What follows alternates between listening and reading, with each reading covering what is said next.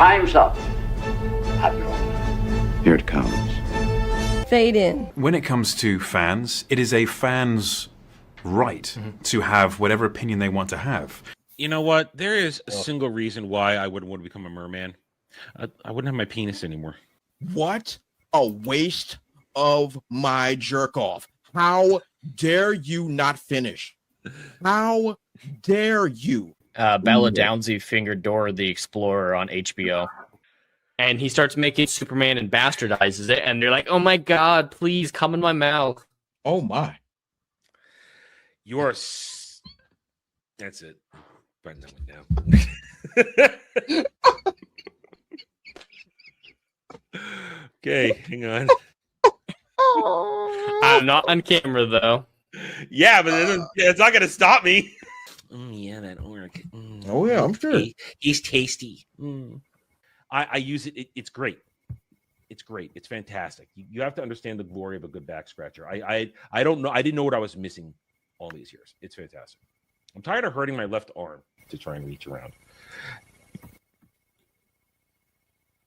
Box office.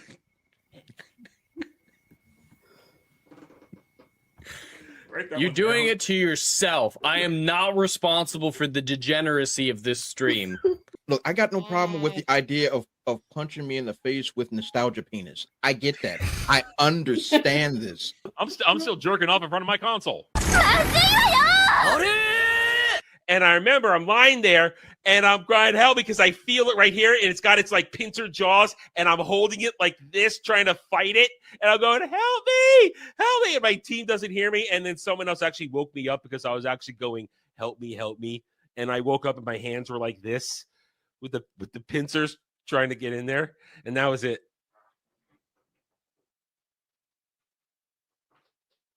Okay, Adam. I have one question only. Yes. Do you have 1987 grade crack at your home? Bella Ramsey's non-binary, though, so the Hollywood Shut up! Reporter isn't That is an respecting ugly her little identity. woman with the face of a mongoloid. Okay? That's what she is. She does look like a changeling. Cage match with Dave Filoni, winner take all.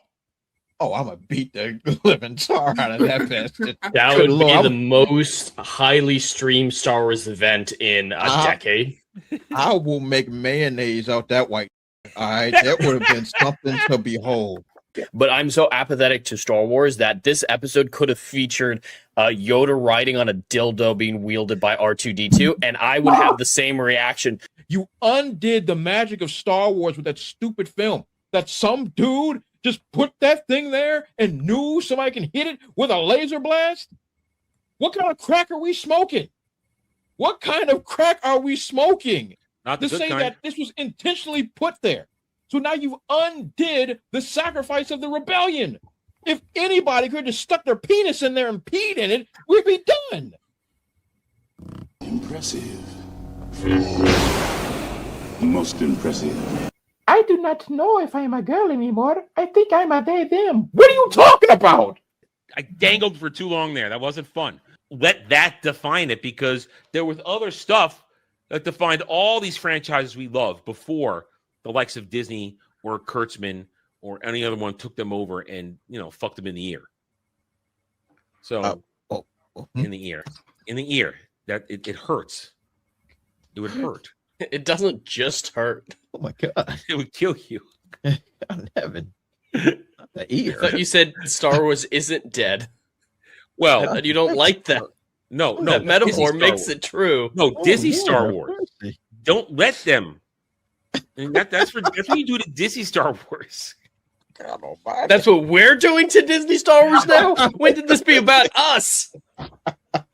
I meant the metaphorical we, the royal we, the world. No, we. Yeah, the wee in somebody's ear. Like, what are we doing? Oh boy! You know what happens when capitalism gets fucked up? The communists come back. They come out of the bushes. Don't kid yourself. They're waiting in there. I feel a tingle up my leg.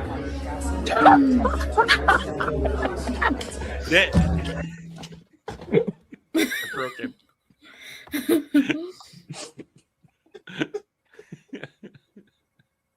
Is he coming back? I think he's gone. He's done.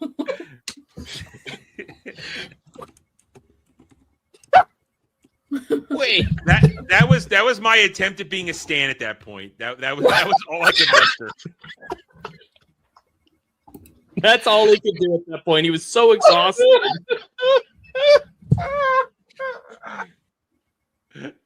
Wait a minute. Right. Wait. Hold on. Wait. I feel a tingle up my leg. That's the most defeated speech I've ever heard in my life. I've been to Popeyes where they ran out of chicken. I ain't never heard more depressed than that. Oh my god. Oh god. I'd work with Haley Atwell every day. But with two hands even. And these tool bags wouldn't know quality if it walked up and motorboated them. Because, you're going to motorboat quality. Wait, what? Quality boobs. You want to motorboat quality boobs. There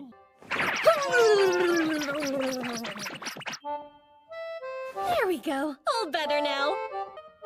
Man, titties are the greatest things on earth.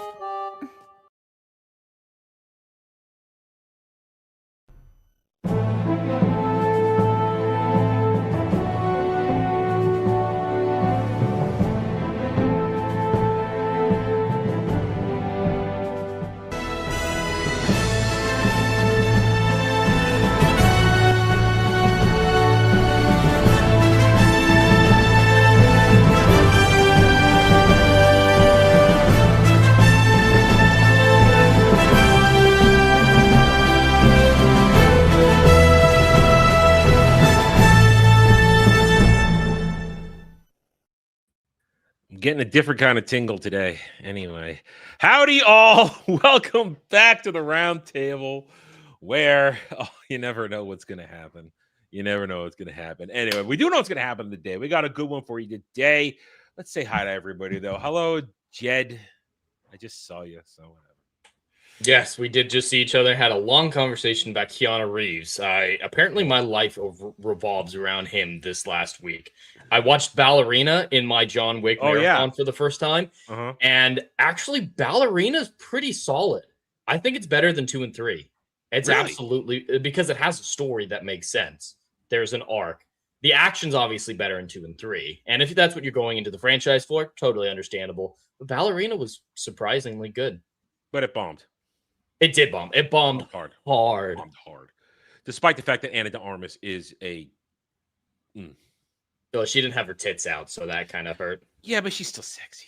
She's very sexy. She had some great outfits on. You got a little side boob when she's getting her back tattoo. Okay. Anyway, Drake, no tingles this week, so... I see no tingles. I'm not happy. No tingles this week. How you doing? Yeah, I'm doing good. It's been a decent week. Man, I looked at the PlayStation freaking showcase earlier this week, and we're gonna get. I know. We'll talk about it. I want your definitely thoughts on all of that. 100%. 100%. We have things to discuss about that. But all in all, I've had a decent week. I have started my watch through of Enterprise, and I'm not gonna lie, I'm having a hard time. I'm not gonna lie. It gets better. Season 3 is the best, and then it doesn't get much, and then it goes back. Is this your first time watching it? So when it came out years ago, I watched it sparingly. I didn't really, because I didn't attach myself to the characters. I didn't like Captain Archer. I didn't like. There was just like I was spoiled with so much great that the mediocreness of that show just kind of turned me off, and I just disappeared. So now, decades later, I'm giving it another chance, and I'm in episode 3 right now, and I am struggling. At least they got Klingons right. Yes, they did get Klingons right, which is nice, but I mean, like the Vulcan chick is hot, and Yeah. Oh, yeah. I feel like Star Trek fans should it. watch it at least once, but I have no interest to rewatch it again. Yeah, I'm I did my trying. tour. I like Yeah, I'm Enterprise. trying. Like every time the intro comes on, I can't skip it fast enough. A long run. I can't skip it fast enough. Like like my son was playing with the remote and I snatched it from his hand, and I just couldn't get through it. Right when the start, I'm like, come I'm on. glad you can skip intros these days easily. Yeah, thank goodness. But other than that, things are okay. I just got the volume 2 of All In Batman volume 2. So I've enjoyed the All In series so far. I've had the Superman, the Wonder Woman, Batman. Now I have volume 2. So I'm enjoying that, and so I would look forward to reading that today. So good things all around. So I can't complain. I'm glad for you. And we're joined with a guest today, hose water connoisseur, lurker of the internet of Eldritch Things, Samuel, the infamous. Hi, Sam. Howdy. Good to be here. It's doing? a little early for me on a fucking Sunday, but we're here. We're here. Hey, you know what? We're early. Well, he's other side of the country, so. Yeah. Also, I work nights in my actual gig, okay. so which is why I stream so late and all that. So yeah, on Sundays when I don't have to do anything, I don't get up this early. Yeah, but we got a topic specially geared for you today, so yeah. which is why I asked you to be here. I am glad to be here. Yeah, and you've got thoughts. You've got definite thoughts. So I definitely want to hear what you have to say when we get to it. So hail and howdy to the chat. We love that you guys are here with us on this Sunday afternoon. And at Sam's point, it's not as early as it used to be. At least it's an hour later than it used to be. Now it's at 3 our time. Anyway, but we're happy to have you guys here. Hail to the mods. Algram, Legata, as I say, Rubenex there as well, doing the good work, making sure everything runs well. Son of Joxer Hazal, my friend. Yes, Power of Grayskull. We will be talking He-Man. We'll be talking it. The unfortunate fate of Master of the Universe 2026. Hail to. I got the hiccups. Dash. Hello. Sorry, hiccups interrupting that. And scrolling on down, Black Pill Timon is here as well. And anybody else who is simply watching and not chatting at this time, we're happy to have you with us here on this hot 87 degrees Sunday afternoon. We hope that you're comfortable. We hope your air conditioning is working wherever you are. You have a fan, point at your face, hit that like button, subscribe to the channels. Let's get started. We're going to dive right in because we have a lot of stuff to get through. And as always, I don't want Dre's Pizza to get cold at the end of the show. I just don't. So we're going to go through box office because the box office it's an entertaining tapestry of wonder for us right now, with successes that are well-deserved and failures that are equally well-deserved, and maybe some not so much. See, Ginger Norseman, howdy. And then we've got from box office, we will talk about He-Man. We'll talk about it. Anybody besides me here seen it? I'm the only one? Okay, so I'm the only one. I had no interest. Okay, so I'm the only one here. So my thoughts, I've already done my review, so we'll skip going to breakdown, but we will talk about your thoughts too, based upon what you know what's happening. Why has it failed so badly? Why did He-Man fail so badly? And I will give you my straight up take from it. And like I said in my review, it's an imperfect movie with heart. They could have done a lot of things better, but there's clear affection for the IP in this. But it does have lots of problems. Then, of course, I wasn't expecting to talk about this because we are still 3 weeks away, and I didn't expect the news to pop so quickly, but we will be talking a little bit of Supergirl because Deadline dropped an insane statement of its break-even, which makes no mathematical sense based on any numbers we have, nor the calculations we use to calculate break-even. But the stands, they're fine with it, even though these same stands criticize Disney Star Wars and Masters of the Universe right now for essentially having the same problem that Supergirl does. But Supergirl's fine. Must be protected at all costs. And you mean Super Will Poulter, right? Yeah. And of course, the reason that Sam is specifically a guest here today, this week we got what is now turning out to be the unfortunate news, it would seem, by all accounts of people weighing in and news being released, that the Amazon MGM, and I say Amazon MGM because that's what it is now. Amazon MGM project, the revival, keyword revival of Stargate that was in the works. They were just about to start working in London right now for 2 years to get it done, was canceled abruptly this week, causing a total shitstorm on social media for Amazon and MGM.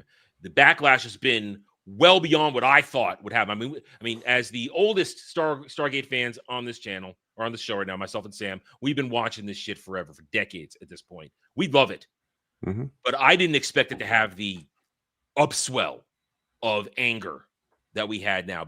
And as I've said, I'm of two minds on this. Sam has also been a little two minds, but I think you've shifted in your thoughts. Oh yeah, 100%. They did. Yeah. So we're gonna have a breakdown of that, not just about it being canceled. We're gonna talk about it and everything on that, and then we'll talk a little gaming. We, as Dre mentioned, the week started with the state of play.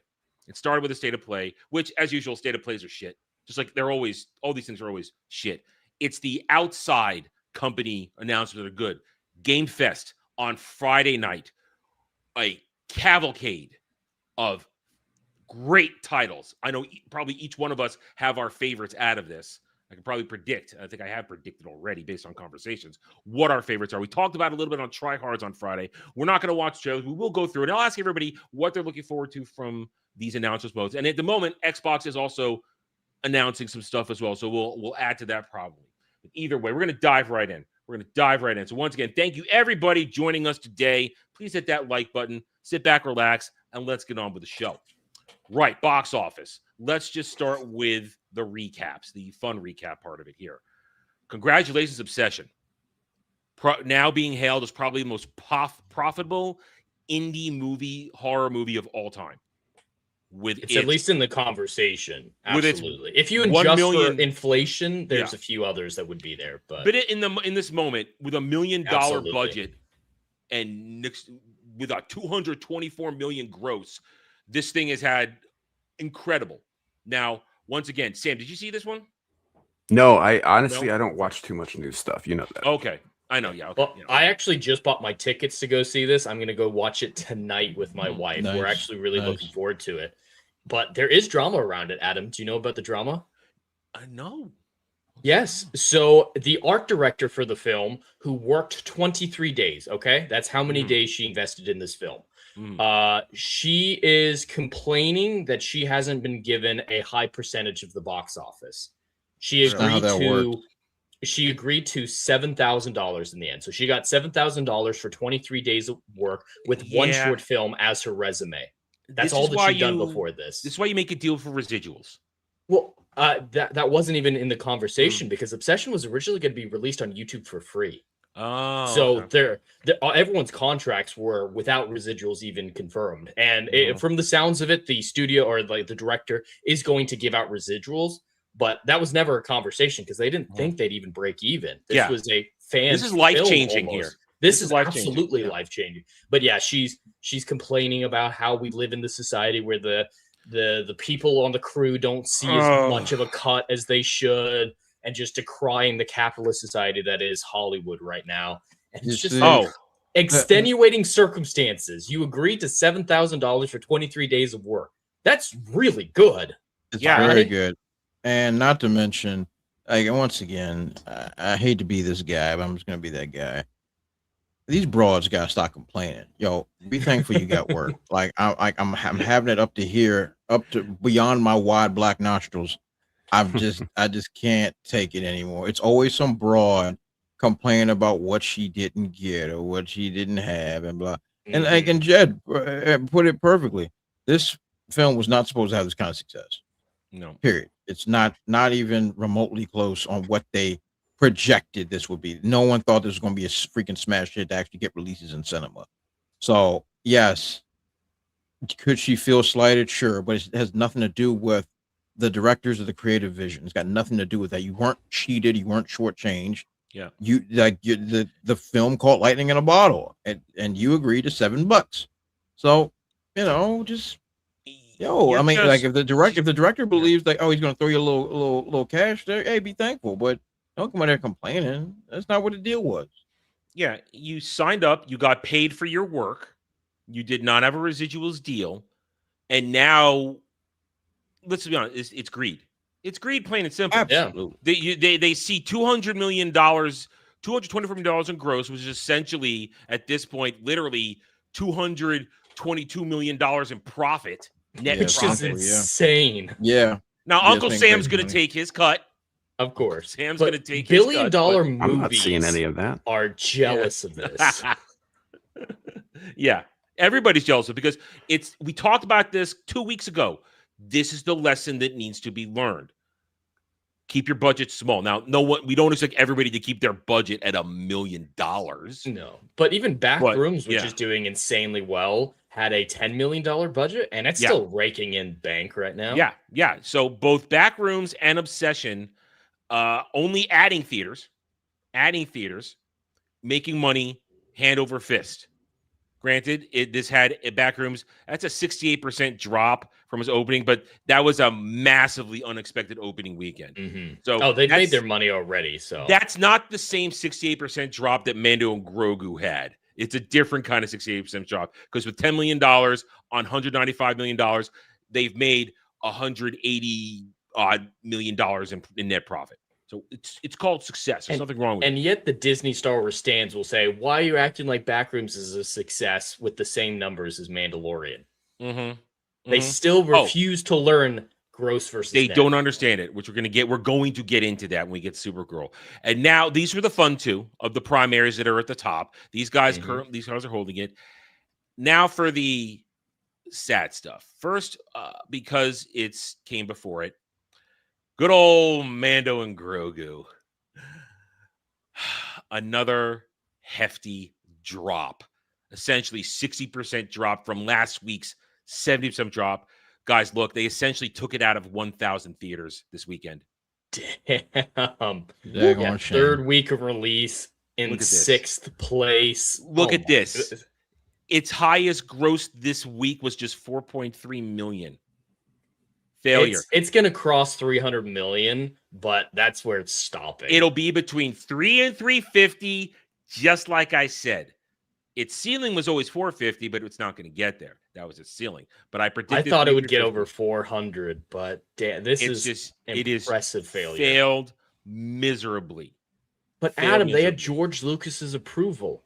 No, they didn't. Did you hear about that? No. Now what? They wanted to use a special ship at the end of the film in that fight sequence.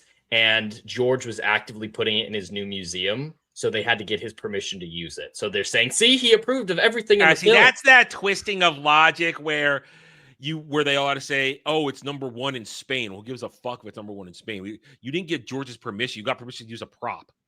Shut up. Either way, this is the end of Mando Grogu. I predict in another 2 weeks, it's on digital on Disney Plus. It's over. It's done. You're right. It'll probably limp to 300 million, and it's done. But it was never meant to make a lot of money. But we're not here to discuss Mando Grogu. We got one more before we get to the main course of this now. Scary Movie 6, 7, I don't know. 6. Yeah, Scary Movie 6. It also dropped this week on a $30 million budget, 105 million gross worldwide. Yeah, it will make some money. Yeah, because its budget's 30 million.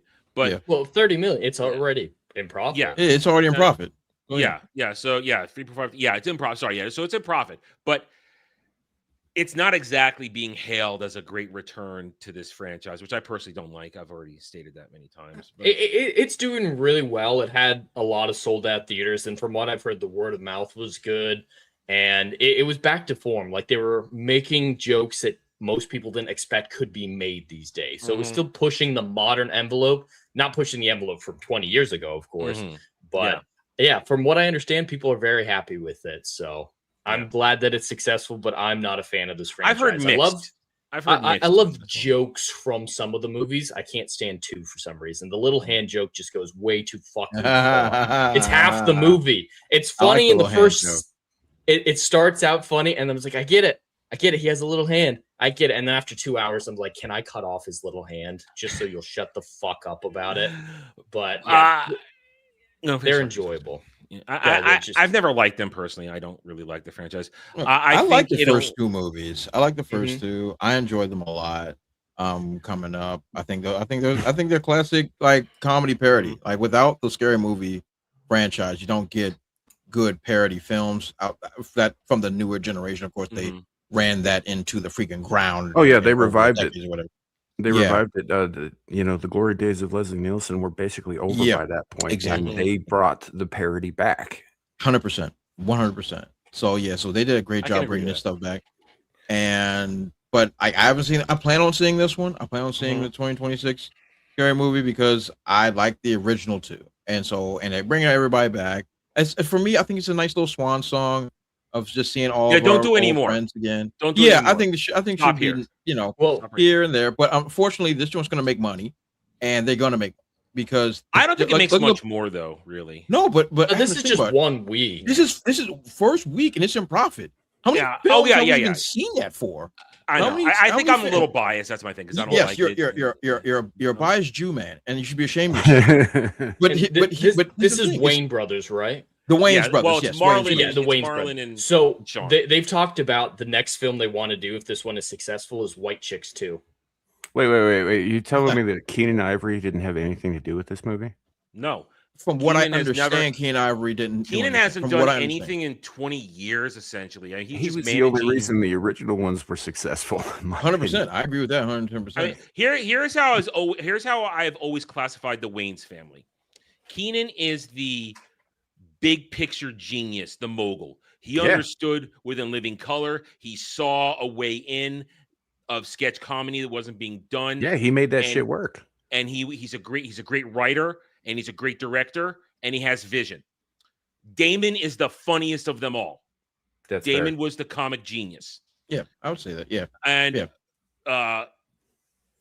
Kim Then there's- was just there. along for the ride. Kim shouldn't be there. She was there. And for then along like, for the ride. Marlon and Sean, like together they're okay, but separately, I've got nothing for them. Yeah, I know Marlon went on to have like a career. they did their but show, Wayne's Brothers. I like Wayne's and- Bros. I like yeah. that show, and it had freaking oh Jesus Christ, God, he's not with us anymore. John Witherspoon as their dad and stuff like good. Yeah. Like they're like as a duo, they're funny and they do good work. Mhm. But separately, it's like me and a squirrel. Like Yeah, but they're not gonna they're- get but so they're much just- out of it. they take together, like it's a very good way to put it, Dre. It takes both of them to even come close to the talent of Keenan and Damon. Yeah. Oh yeah. Because Keenan's yeah. a genius. Keenan genius, and Damon is just funny as hell. Always Yeah. was. His Yeah. stand-up comedy, his specials were great. And that's when I what was even a like kid. the shows that Damon did, like My Wife Yeah. and Kids and Yeah. other stuff like that. I Were watched able the to hell out of stand that on their- show. Yeah, they can stay on their own merits because he's Yeah. really funny. Yeah. So yeah, I agree. But I'm definitely gonna go see this movie Mhm. at some point because I just want to turn my brain off and enjoy some gags and Mhm. insult comedy because it's some of my favorite comedies. So Yeah. and it's actual real comedy. It's actual insult. They're trying. They're trying. Yeah, real insult comedy, not where we cut our penises off. Huh? Like they're actually making real jokes. So Yeah. so I'm looking forward to that. I'm looking forward to turning my brain off, and it's making money. So I'm very very It's happy made about its money. this. Yeah, you're right. It has Yeah, made its like- money. Yeah, big And- time, big time. and- In opening weekend, Adam. Like think about that. How Yeah. many times have we seen over the last 10 years? Because its budget's $30 million. That's why. All the It's- same, Adam. All the same. It's just Yeah. like they made money. Like Yeah. only time we see this is indie films. Indie films are the only ones that make money in their first weekend. Anything that's a major blockbuster needs to limp after Mm-hmm. Well, being this in the is the theaters lesson, for a though. year and a half. So Like we keep you know, talking, this is the lesson. You keep your budget low, you'll make your money. You're not going to make Yep. hundreds of millions, but a essentially $80 million in profit ain't bad. that's it. Now, And that's more I think- profit than anything Disney has made in 10 years. yes, without question. Yeah. Now, I think it's Oh, did we lose him? Oh, was that me? Possibly. Oh wait, Oh, Adam, you're you're back. back. Okay. I was Back. gone. Yeah, you froze Yeah. for a second. Yeah, Yeah. you froze. Yeah. Well, we I didn't hear get your I didn't get point. an We heard icon. you start talking, but then Okay. we didn't hear your point. I think its ceiling is about 350. I think that's what its scary movies. I think that's ceiling more is. than fair. That's I think that's and more that's than a fair. lot of profit. And that's a lot of money. Yeah. That's a lot of profit. and that's going to give Marlon and Sean more room to do stuff. Now, White Chicks 2, no. I'll be They made honest me with watch you, that. I hated want them White to Chicks do 1. Black Chicks. All right. Black Chicks. Let them push the envelope that way. That would be good. Make it Black Chicks. Make it Black Chicks and see how For they will Asian fare for them. chicks. That'd be a little harder. I don't think we should be encouraging more black men in dresses in Hollywood. I ain't mad at you. But I think it's pretty clear Marlon and Sean will have a green light to make a couple more movies with this. 100%. They're gonna have a green 100%. light. If Yeah. you're in profit in your first weekend, yeah, they're gonna be able to do whatever the heck they want now. Yeah. 110%. Rightfully so. Whoever's making money should get more money thrown at them. I within agree. reason, of course. And I don't know how you guys feel about this, but I like Anna Faris being back in the spotlight. I really enjoyed her back in the day. Her Anna show Faris Mom's is not bad. hysterically funny. She's a brilliant physical comedian. Yeah. She's Because great. So one of my her coming back is favorite great. movies for her is Just Friends. With Ryan Reynolds. In that one, her physical comedy in that one is her peak physical comedy for me. I laugh I hard. see your every just time. friends and I raise you the house bunny. I like House Bunny. Okay, House okay, Bunny's okay. She's more of the star of House Bunny. She's Yeah. she's not the star of Just Friends, but I can give you that one because she's center stage on that one. But I just enjoy Just Friends because that one is just one physical gag after another. And hers, there's one point in that where she's high on amphetamines or not amphetamines. She's high on opioids because she fell off a balcony, and they walk in the room and she's eating toothpaste. And then while Ryan Reynolds is on the phone, she leans over and just starts kissing him, pushing the toothpaste all over the side of his face without even pausing. And it's just funny. It's just funny. I love it. So I do respect Anna Faris as a comedian. I really do. She's excellent physical comedy. She understands what she's good at. But now we've gotten rid of the good.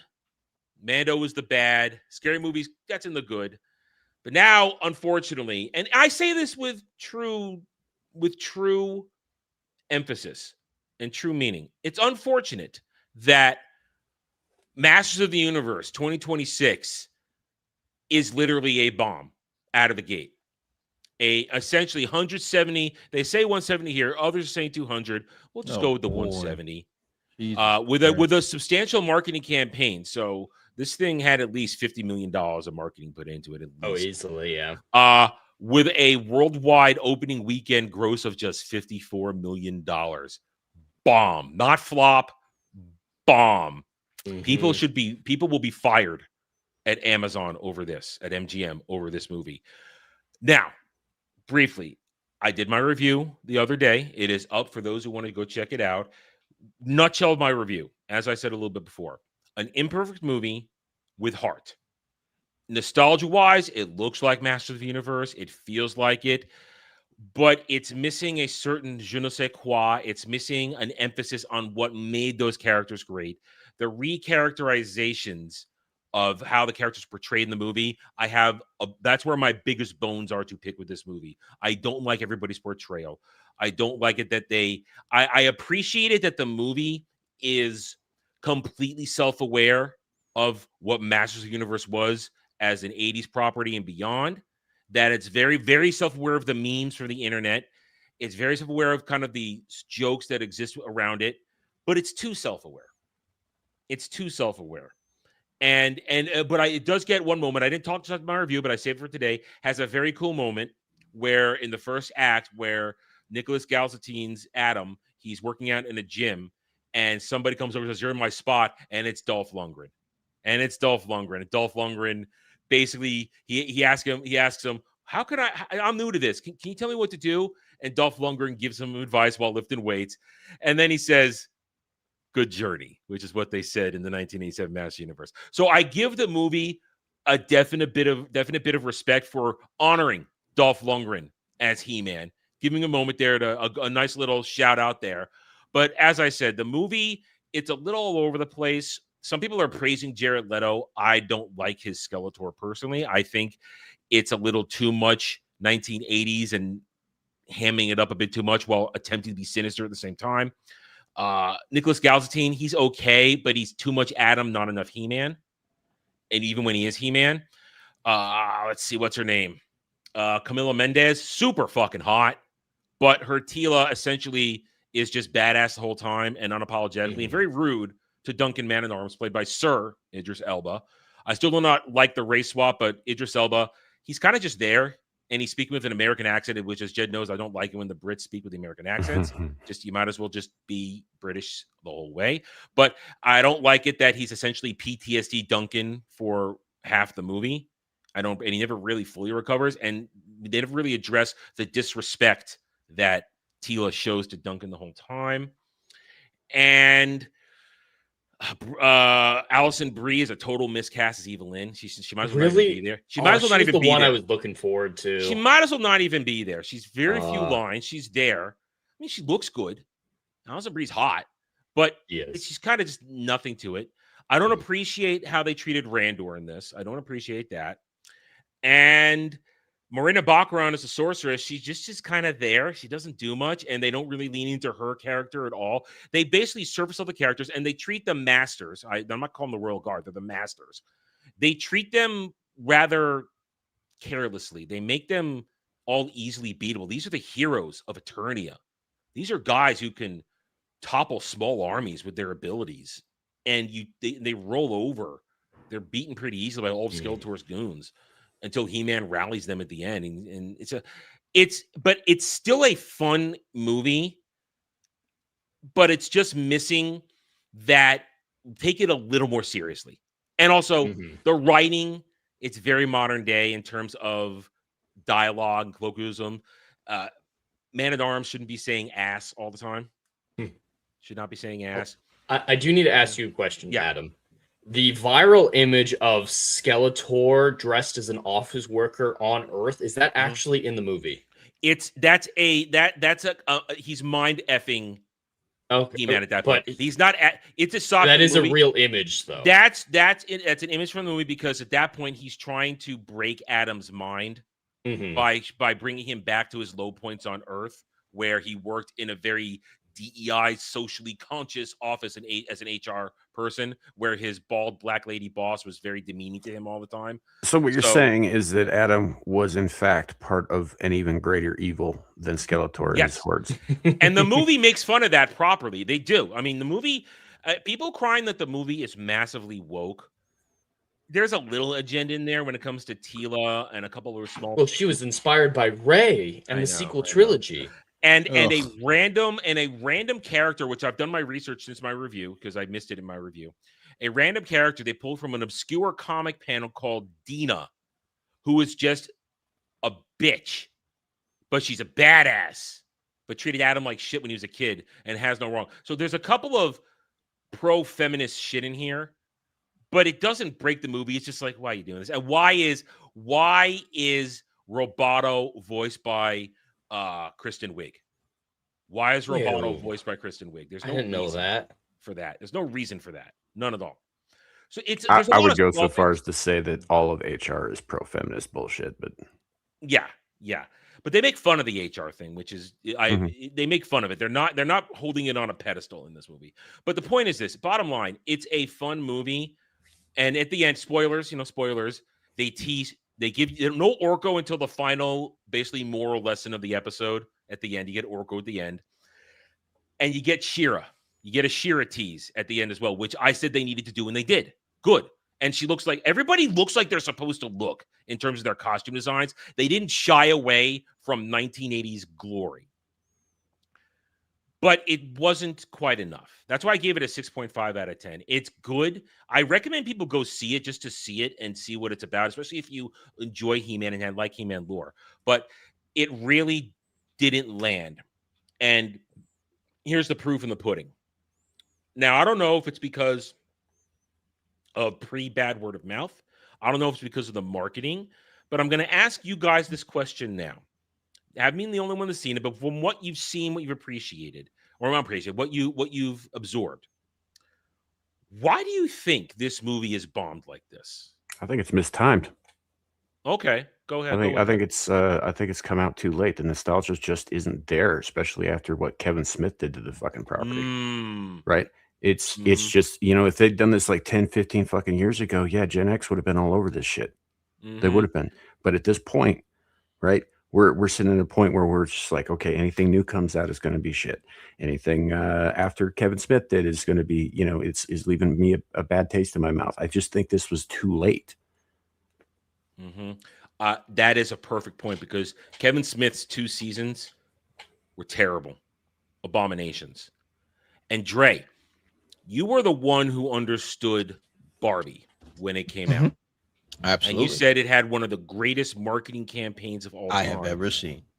It's the greatest marketing campaign I've ever seen. As I said a couple years ago, the only thing that ever came close was the 1998 Godzilla. That's the only thing that's come close to the marketing campaign that I've seen from Barbie. That campaign was insane.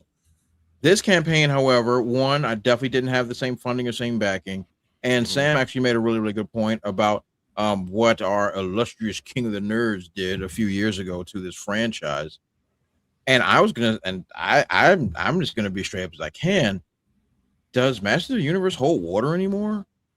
I wish it did. That's what I'm saying. Like, I don't think this franchise, with all due respect, I grew up with this franchise, and I'm gonna be honest, I wasn't into it when I was a kid. See, I was into it. I loved it, and the 2002 reboot was amazing as a cartoon, but it failed because Cartoon Network canceled it after 2 seasons. Yeah, and it canceled it pretty quickly. And like I was there, and I'm not into the franchise. Now that doesn't mean that obviously, I had a He-Man toy, I had a Man of Arms, I had toys, but I was never into He-Man. G.I. Joe, however, yes. Well, yes, old Dreezy had him some G.I. Joe, 100%, and Transformers. I just wasn't into Master of the Universe. And Master of the Universe is one of those franchises that is one of the ones of, everybody knows of it, but did not invest in it. And I think that kind of carries over now. I think it's $54 million worldwide bad? No, I don't think it should have been that, but I believe the marketing campaign was absolute garbage. Twitter did not give this joint any help. And what Kevin Smith did, I still leave a bad taste in people's mouth, and people think that we're just going to get the Tila movie. And I'm going to be honest, that's what I thought it was going to be as well. When I first heard, here we go. Let me guess. Everybody sucks, and Tila's going to save the day. But my brain, it just is wired that way now because of what these people have produced, especially with this franchise that wasn't, and I'll be honest, wasn't healthy in the first place. No, so unfortunately, it was a lot of things working against this film. I mean, Dre makes excellent points. The franchise is not healthy. I bring it up all the time whenever He-Man comes up. That 2002, 2003 reboot that aired on Cartoon Network was brilliantly done and loved by He-Man fans. But Cartoon Network 23 years ago pulled the plug on it when they shouldn't have. That's when it still had some life in it. But Dre makes an excellent point. It doesn't. There's been other He-Man projects since then that have gone nowhere. And Jed, Dre brings it up nicely. The marketing of this was non-existent. The interviews were terrible, like you pointed out with Camila Mendez. And I want to say, if this had been maybe just 7 years ago, before the shit happened, with a Barbie level marketing campaign and really going in on full hyper masculinity that should be He-Man, could this have been anything different, Jed, or would it have been the same? Well, this is a perspective from 100% normie. I've actually never seen anything Masters of the Universe related, not even an episode of any of the shows. So this 100% normie take. For me, I think it will struggle a lot with normies because of the title, actually. He-Man is such a relevant character in the zeitgeist that I knew who he was growing up. Even though I never saw it, I knew who He-Man was, knew what he looked like, heard about it, and he was in the zeitgeist. And I think that went through all my teenage years as well. He was absolutely relevant, but I didn't know Masters of the Universe was the title even remotely associated with He-Man until the Kevin Smith show when you guys told me that. I think a lot of normies think He-Man, not Masters of the Universe. So if this had been called He-Man, I think that would have helped a lot. Having He-Man in the title would have been better. I agree. A lot of fans just call it He-Man too. Yeah, exactly. Everybody calls it He-Man or they call it She-Ra. They don't say, even though the original show was He-Man and the Master of the Universe, everybody says He-Man. And nobody says She-Ra, Princess of Power. They say She-Ra. And the actual fan base is a rabid, loyal fan base. I'm one step below the rabid loyal fan base. I really enjoy my He-Man. I understand the original show doesn't stand up. It's very corny, cliched, campy. I watched it as a teenager again. It's not good, but it's still fun. It's still fun. This, I agree with what Jed just said. And I kept calling it He-Man in the Master Universe. Everybody does. It's just He-Man is the relevant term. Because there was 1987 Masters of the Universe, which also didn't have the word He-Man in it. Now, that is a different can of worms to discuss that movie. But this marketing campaign was lacking completely. And I think the marketing campaign is only part of it, though. A huge part of it. I think with the good marketing campaign and He-Man, we'd see another $100 or so million. But building off what Sam said, it's too late because of everything that Kevin Smith did. I think it's also too late for another reason. This film just had everything going against it. As someone who wasn't growing up in the 80s, as an outsider, I am honestly sick and tired of 80s nostalgia, even when it's good. I think we've run the course of franchises just being revived from 30, 40 years ago, endless remakes, reboots. That is starting to get stale with a lot of people. So even when something is coming out, it gets dismissed by a lot of people unless they had the major nostalgia for it. Obviously, this is a worst case scenario or worse than other options, but we are seeing a decline in the box office for all these revivals, reboots, remakes, and something original or at least new in cinemas is what's doing well. As much as I hate the Minecraft movie, there's never been a Minecraft movie, and it's so different that people wanted to go see it. Obsession doing insanely well. I think the audience is finally ready to support things that are new, inventive, and don't feel like they're built on nostalgia. Cashing in on nostalgia and nothing else, I think that era is coming to an end, and that's just another factor against this film. I think it has to come to an end, man. It has to. Like, if they don't start taking risks, the entire bottom's going to fall out of that economy. And it's a shame because I said this the other day when I first was talking about this. There are some of those properties that if marketed with a Barbie level campaign and given not the this movie got a bit of a half-ass treatment. They needed to lean in more in different ways and lean back in other ways. Give it a more serious attempt at it. There are properties out there that if the environment is not still tainted by DEI and identity politics, that they could thrive, because we've never really gotten a good attempt at Thundercats, something like that. I mean, it's prime for something like that. To a lesser extent, Silverhawks, but there are some things I love my Silverhawks. At that point, I'll be wasting my money. Only it's like you. Silverhawks was niche back in the 80s, man. Yeah, I know. Yeah, Universe, listen, I know, but I'm saying because it's niche, though, there'll be room to work with it. That's my thought. It has a chance to give it a fresh revival, which hadn't happened. My point is this, though: some of those 80s properties that Jed says and you guys agree should be left to the wayside finally. There was a window where, if given the proper marketing, put the proper people in charge, keep executives out of it as much as possible, they could have had a really good run. But they don't, and they did it. And I will concede to all of you, the time has now passed. As much as I would like a season 3 of 2002 He-Man and Masters of the Universe, all that kind of stuff, I know it's not going to happen. It's time to put all of these projects to bed. That includes G.I. Joe. That includes Transformers, because Michael Bay and everybody after him have, including this guy who did this movie. He was involved with Bumblebee, I think. These movies need to be put to bed. Adam's over here. Where's my GoBots movie, Michael Bay? No GoBots. No, I fuck GoBots. Fuck GoBots. So you're not excited for the Men in Black 21 Jump Street crossover film? What's happening? Is that still happening? It's still in development hell, but it's not officially been canceled. That joint is deader than my eyes. But I kind of want it to happen. These things, it's time to put them to bed, because as I was going to say, even G.I. Joe fails every time. They can't get that right either. And the cartoons, G.I. Jose. Isn't there a new G.I. Joe coming out? There's an actual G.I. Joe coming. G.I. Joe Transformers. Yeah, Transformers will be a crossover. I think they're hiding that and hoping everybody forgets at this point. Yeah, because that because that stupid Rise of the Beast almost made me jump off my roof. I mean, they might as well do a Spider-Man Transformers crossover too. Why not? Why not? Well, Well, it's Godzilla and happened in G.I. the Joe. comic books. It's not like there's not material to pull from. Yeah. Yeah, In they'll the still end, get that wrong. I feel like you guys hit on the proper notes of why this failed. Poor marketing, an unfortunate lack of interest, and it's a bygone era. The time is gone, and it's just leave it where it was, which is unfortunate because I want this stuff. And granted, I'm biased.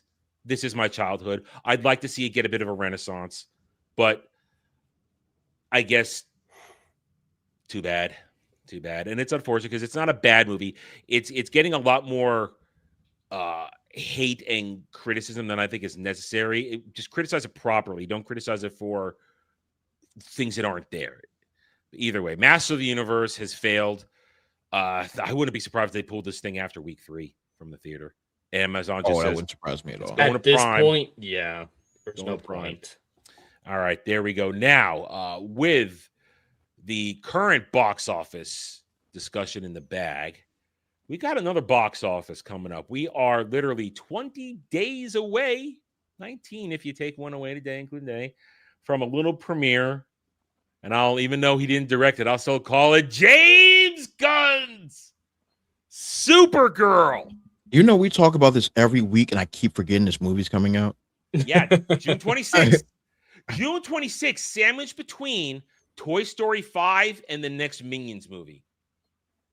Oh, good. So I cannot see all 3 of those. No Well, chance. yeah. Listen, There's no chance. There's no chance this movie survives. Toy Story 5 is going to be a hot piece of garbage, just like Toy Story 4 was. But everybody and they mama and their grandmama is bringing their kids and grandkids and all that stuff. The movie's going to make a bazillion Illumination dollars. is the Pied Piper on those Minion movies. Absolutely, you cannot. And the Illumination is pretty much undefeated right now. So everything they touch turns to gold. So so Supergirl has to compete with Pixar and Illumination. Yeah. So and even though it's not the Pixar of old, there's name recognition with Toy Story. Absolutely, butts and seats. It's 100%. But here we go. We've got Supergirl coming out in less than 20 days now, and I wasn't going to talk. I had no plans to talk Supergirl today.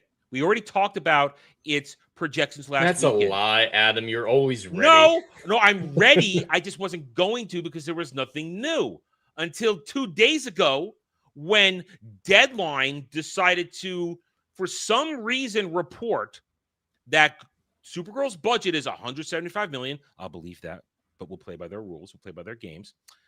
And that its break even is $315 million.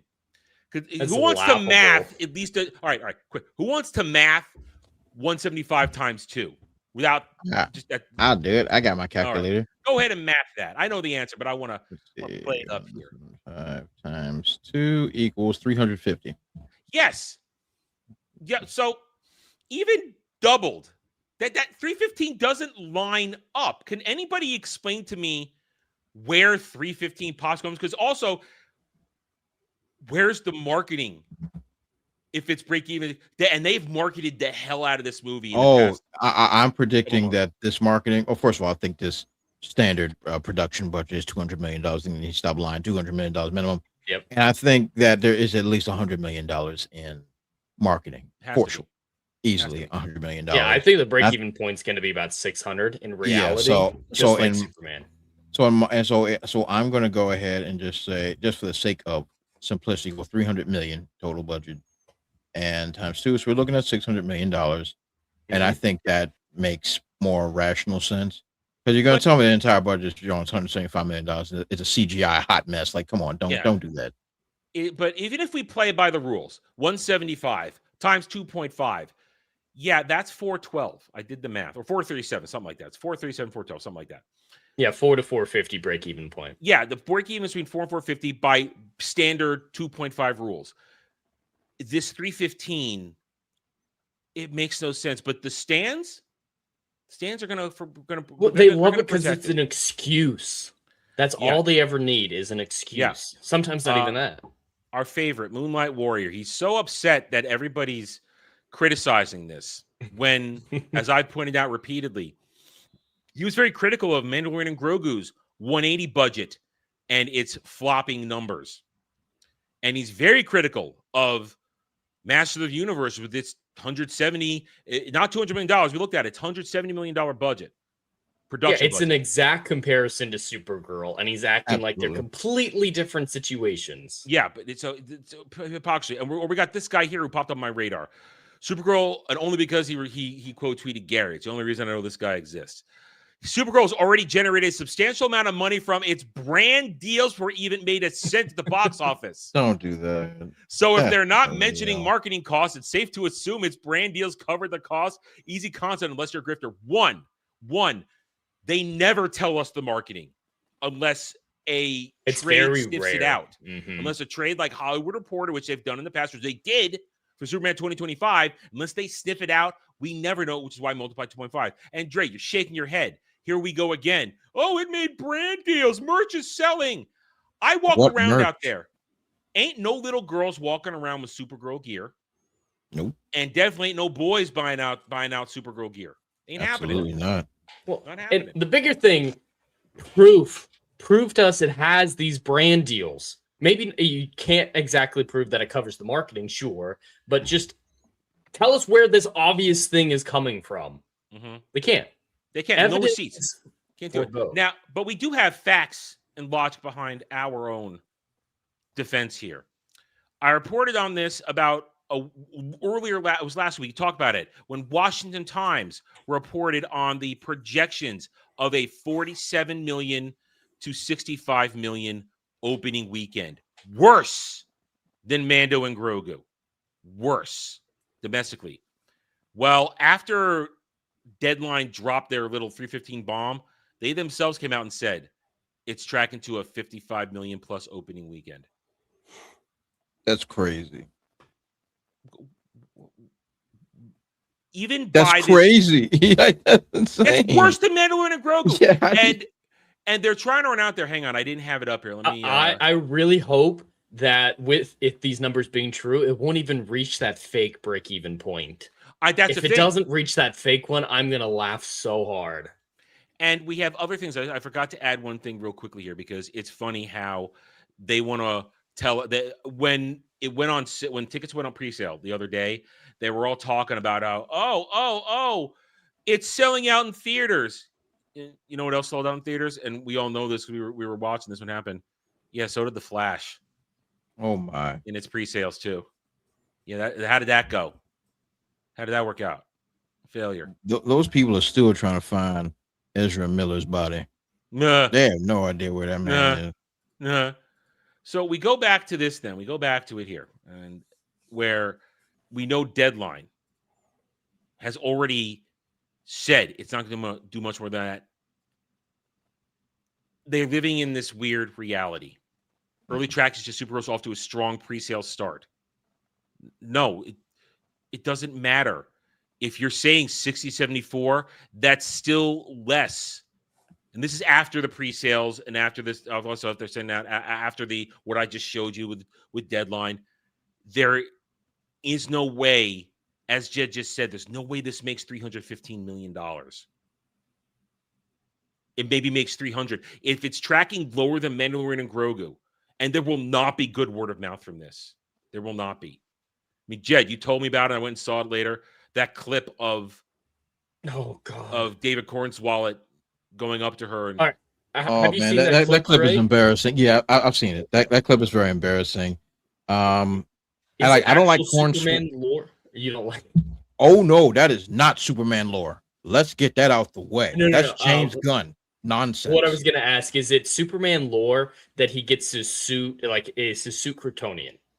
Yeah, his suit is Kryptonian. Yes, it's from so the London. Yes. It would be Kryptonian fashion or functionality that the underwear is on the outside. Sure. So why is she in Kryptonian Saint? Why is his underwear on the outside when it's because James from Gunn Krypton? is writing this? I don't care what the credits say. I don't care if they say it's me or Jesus. I don't care what name they put on there. James Gunn is writing this garbage because he thinks it's funny. He thinks it's quippy. He thinks that's the way teenage girls talk. I don't know. It's not like dude there is isn't. unhinged. Yeah, it's not like there isn't plenty of like weird, quirky, dumb Supergirl lore to pull from. Like, why didn't he just have her fuck a horse, for instance? Yeah, whoa. Because that happened in the comics. She married a horse. Yeah, That's some serious obscure Supergirl lore right there. That's a deep cut there. That's a deep cut. I didn't know that. Yeah, that's a deep cut. Wow. I haven't Or which Supergirl are we talking here? Are we talking the original pre-crisis? Now you're asking the right question. Are we talking the construct from the parallel Earth that Zod murdered? I'd rather see a Power Girl movie. Oh, I love me some Power Girl. Give me some Galatea. Yes, Power Girls aged up and boobed up. Yes, I would like that. I like that very much. Can we do that? Can they just burn this movie and give me a Power Girl movie with big old fat titties? Can they just do that? It seems like they wanted to inject the more recent Supergirl from 100%. Yeah, the one that got co-opted by Darkseid, for example, because she was still too alien or whatever. And, it's not even that far back, Sam. It's not even that far back. Because I stopped reading comic books a long time ago, man. Because we're doing Woman of Tomorrow garbage that just came out like 5 minutes ago. That's what this is based off of. It's Tom King, right? Tom King. That fuckwit? Tom King, the biggest hack in the game. If we were going back to when what was that? Apocalypse? Justice League Apocalypse. That run, I like that Supergirl run. When she's like the American teenager and just understanding and learning and being pulled in a bunch of different directions. She was a relatable character. I agree. Fish out of water character. And I agree, but she was also hardcore, and Superman had to keep pulling her back from murdering people. That's also true. But once again, that's an interesting character. What James Gunn has created is some hybrid of 2020 girl bossing / 1990s angst and a gay sex operetta. I don't know what I'm seeing at. This is an amalgamation of hot garbage on all ends. There are so many more interesting and fun Supergirl stories that they could have ran with, but he said no. I want to do Tom King's hot dog water, hot Jesus Christ. You picked the worst of them all. You have decades of comics to choose from, and you said, yo, let me find the worst one and adopt that. It's insane. It's insane. And Molly Alcock, whatever her name is. Millie Alcock. Yeah, look, I've said this a month or so ago. She's not an attractive young lady. I know some white guys are into her or whatever the case may be. She's growing to look more like Bonnie Blue every day. She did a spread where her titties are out the other day and everything. Yeah, this girl looks like Jed. Let's cut the end of the movie. This girl looks like Jed. Period. Except she got the long hair. Only thing that's missing is the beard. She looks like Jed. I'm not into Jed. Jed's my homie, but I would never want to do things to his face, neck, or chest. Why in the world would you put Jed on screen and then tell me that this is a hot lady? It's unacceptable. It's unacceptable. And the idea is this a personal attack or something? Yeah, I wrote that one down. There's no we got to stop giving credence to ugly broads. Now I've got no problem with ugly women. I got no problem with them. Usually they're very nice people. Usually had ugly duckling syndrome growing up and have very, very nice character. These ladies here are supposed to be for eye candy. When I go back not too long ago, when you think of Selma Hayek, when you think of Halle Berry, when you think look at Adam drooling at the mouth already. Like these women are bona fide 10s. When you put them in the theater, we are going to see the titty meat. Or I'm not here to see your personality. I don't care what your character. Even like every heroine up to 2019 was smoking hot. And then we got this girl that looks like Jed. I'm not. How am I getting my butts in seats? And this is the thing: ugly women do not attract women. Women don't want to see ugly women. All the shows that get all the viewership from women are all the Botox and fill your face up and make like young forever. They want to see attractive people. Millie Alcock looks like Jed. That is not putting anybody's butts in seats. I don't know how to respond to this. I'm never going to be in movies now. My acting career is shattered. My dreams. I agree. I don't find Millie Alcock super attractive. We've had this conversation many times. I think she's mid. I don't think she has enough of a resume to qualify her being put on the pedestal that she's been put on. But she's got a simp army, whether we like it or not. A massive simp army, but not enough to make this movie a success. Not enough. And bottom line is this. In 20 days, less than 20 days, this movie's going to come out. And up until then, it's going to be protected. To the nth degree, it's going to be protected. And we're going to have it's summer 2025 all over again with Superman. That's what's going to be. Mm-hmm. We're going to be pushing the facts of the numbers that we have and showing them, hey, this is how this works. And they're going to be instead going, no, it's fine. It's 315. They're making money. Where'd that money come from? Doesn't matter. They told us to make money. That's what it's going to be. It's going to be that all over again. And we're going to be pulling our hair out. We're going to be sighing, banging our heads against the wall. And in the end, when all is said and done, I'm going to say it before, I'm going to say it again, this thing makes between $300 and $350 million. If it's lucky. If it's lucky. If it opens lower than Mandalorian and Grogu, can you imagine? With the bad word of mouth, it's likely going to get that. And they're saying, oh, it's going to make $1 billion. Great word of mouth. No. That's not how we math this. Your opening weekend is your benchmark. And unless something wild and crazy magically happens, like with Barbie, like with, we'll just say during that thing, Barbenheimer, for example, for that whole thing, where the word of mouth just generated massively, you generally get your projection from your opening weekend. It generally ends up the way you look it's going to end up. And right now, if its current projection is 67 to 74, that's not a winning formula for anything. That means with its likely somewhere between $400 and $600 million break even, if we want to talk about the real versus what they have, but I'll keep it at what we have here. With its likely $400 to $450 million break even, this thing's going to lose $100 million, $150 million most likely. Oh, yeah. And it's only going to get worse. We're not going to talk about it because I didn't prepare for it, just to mention it. They're trying to roll out alongside all of this Supergirl stuff, the set picks from Man of Tomorrow with Lex in his armor and battle damaged suit, and doesn't Buzz Lightyear? Mm-hmm. Oh yeah, but yeah, the Buzz Mysterio Lightyear outfit, yeah, the whole thing. I mean, all the memes are. It doesn't look good. It doesn't look good, and it's not going to do well. Because if your first movie didn't make a ton of money, the goodwill is gone. Your second movie won't either. But we'll wait for that. They're still shooting it now. Anyway. All right. We've gotten that stuff out of it. Oh, what you got? Oh, no. New poster. Oh, Lord. That was fast. Oh, yeah. Well, that's Melissa Benoist, though. That is Melissa Benoist. Now Jed has nice titties. Now it's confusing my brain. So my brain is very, very confused. So now you would do things to his face. I have a lot of mixed feelings right now. A lot of mixed feelings. It's what we call a double bagger. Yeah.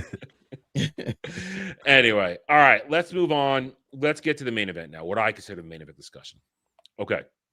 Earlier this week, we got what is now being deemed as unfortunate news that the revival of Stargate being helmed by Martin Giroux and essentially most of the old gang, minus a few here and minus a couple here and there, were coming back, putting their heads together and saying, let's make some new Stargate in our old timeline, SG-1 Atlantis universe. Apparently a few people who we didn't know were involved. Okay, we'll get to that. You tell me that, because I know something. I know only what I've read. You might have heard something. You've been following this a little deeper than I have. So if you have it, tell me. We'll get to that in a second. But Amazon out of nowhere said, sorry, done. And their reasoning, According to Visual Knowledge, Amazon execs were concerned that Giroux's take on the series would not have broad appeal beyond the franchise's already dedicated fan base. Okay. Show of hands, or in Sam's case, Tentacle. Who's seen it all the way through? No, SG1. SG1? Yeah. SG1 I've seen it all. I've even seen the goddamn cartoon series, and then that doesn't count though. That doesn't count. I know, but I'm just saying I've seen all of it. Right. All of it.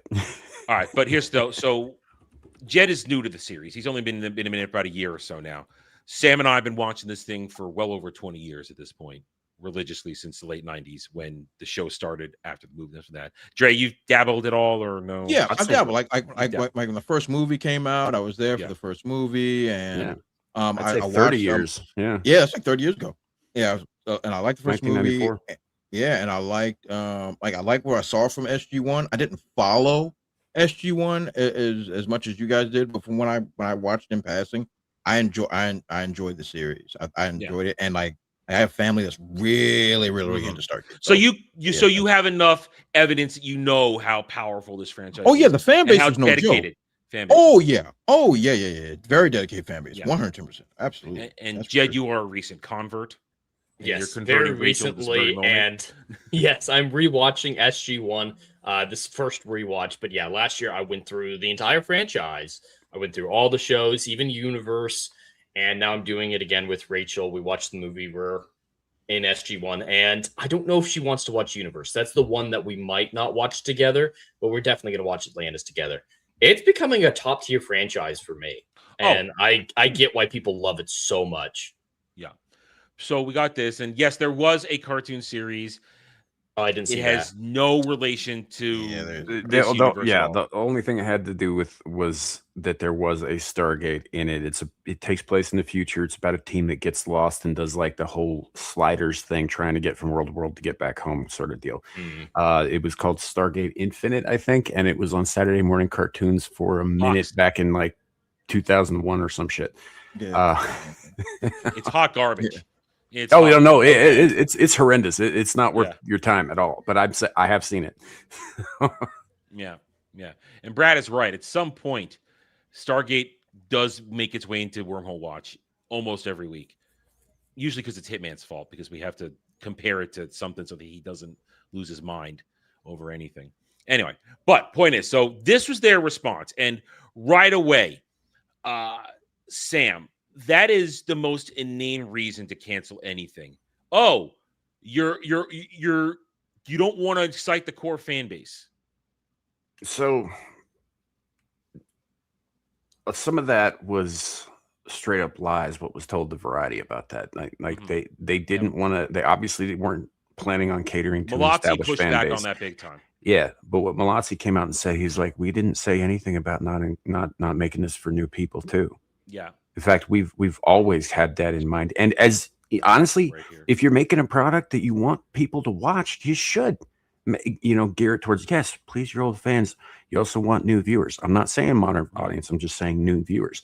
And in my case, in my family's case, it's generational now. I got my mother into it. I got my children into it. Oh, I got my mom into it too. I converted my mom a decade ago into this, and she'll watch it every other year. She'll do a full watch. I even got my ex-wife into it, and she hates my guts. That's impressive. But your existing fan base is exactly the best way. Appealing to them is the best way to make a new audience, because there's no marketing superior to word of mouth. Anyone who knows someone who's into Stargate, when they hear there's a new Stargate and they've never seen it, they go to their friend who's seen Stargate and they're like, hey, is this good? Is this something I should get into? And that response makes more difference than spending $100 million on marketing, normal marketing. It's so asinine that they keep dismissing the original fan base when that's the best way to make a new audience. Well, on top of the fact that, they're the reason everything that they did right the first time, the reason they have a fan base, at its peak, I think something like 17, 18 million people were tuning in every fucking week for Stargate SG-1. That is not niche. Right? And it's not a cult classic. It's just a classic. And it managed to even survive swapping networks, essentially. When Showtime was ready to cancel after season 5, Comcast Universal said, no, we'll take it. And we're going to put it on Sci-Fi Network, and we're going to give it a bigger budget, and it breathed even bigger life into it after that. It survived multiple Survives- cancellations, actually, Yeah. because Sci-Fi was planning on canceling it on several occasions. They were going to do it after season 5. They were going to do it after season 8. They eventually did do it after season 10 because there was a planned 11th season.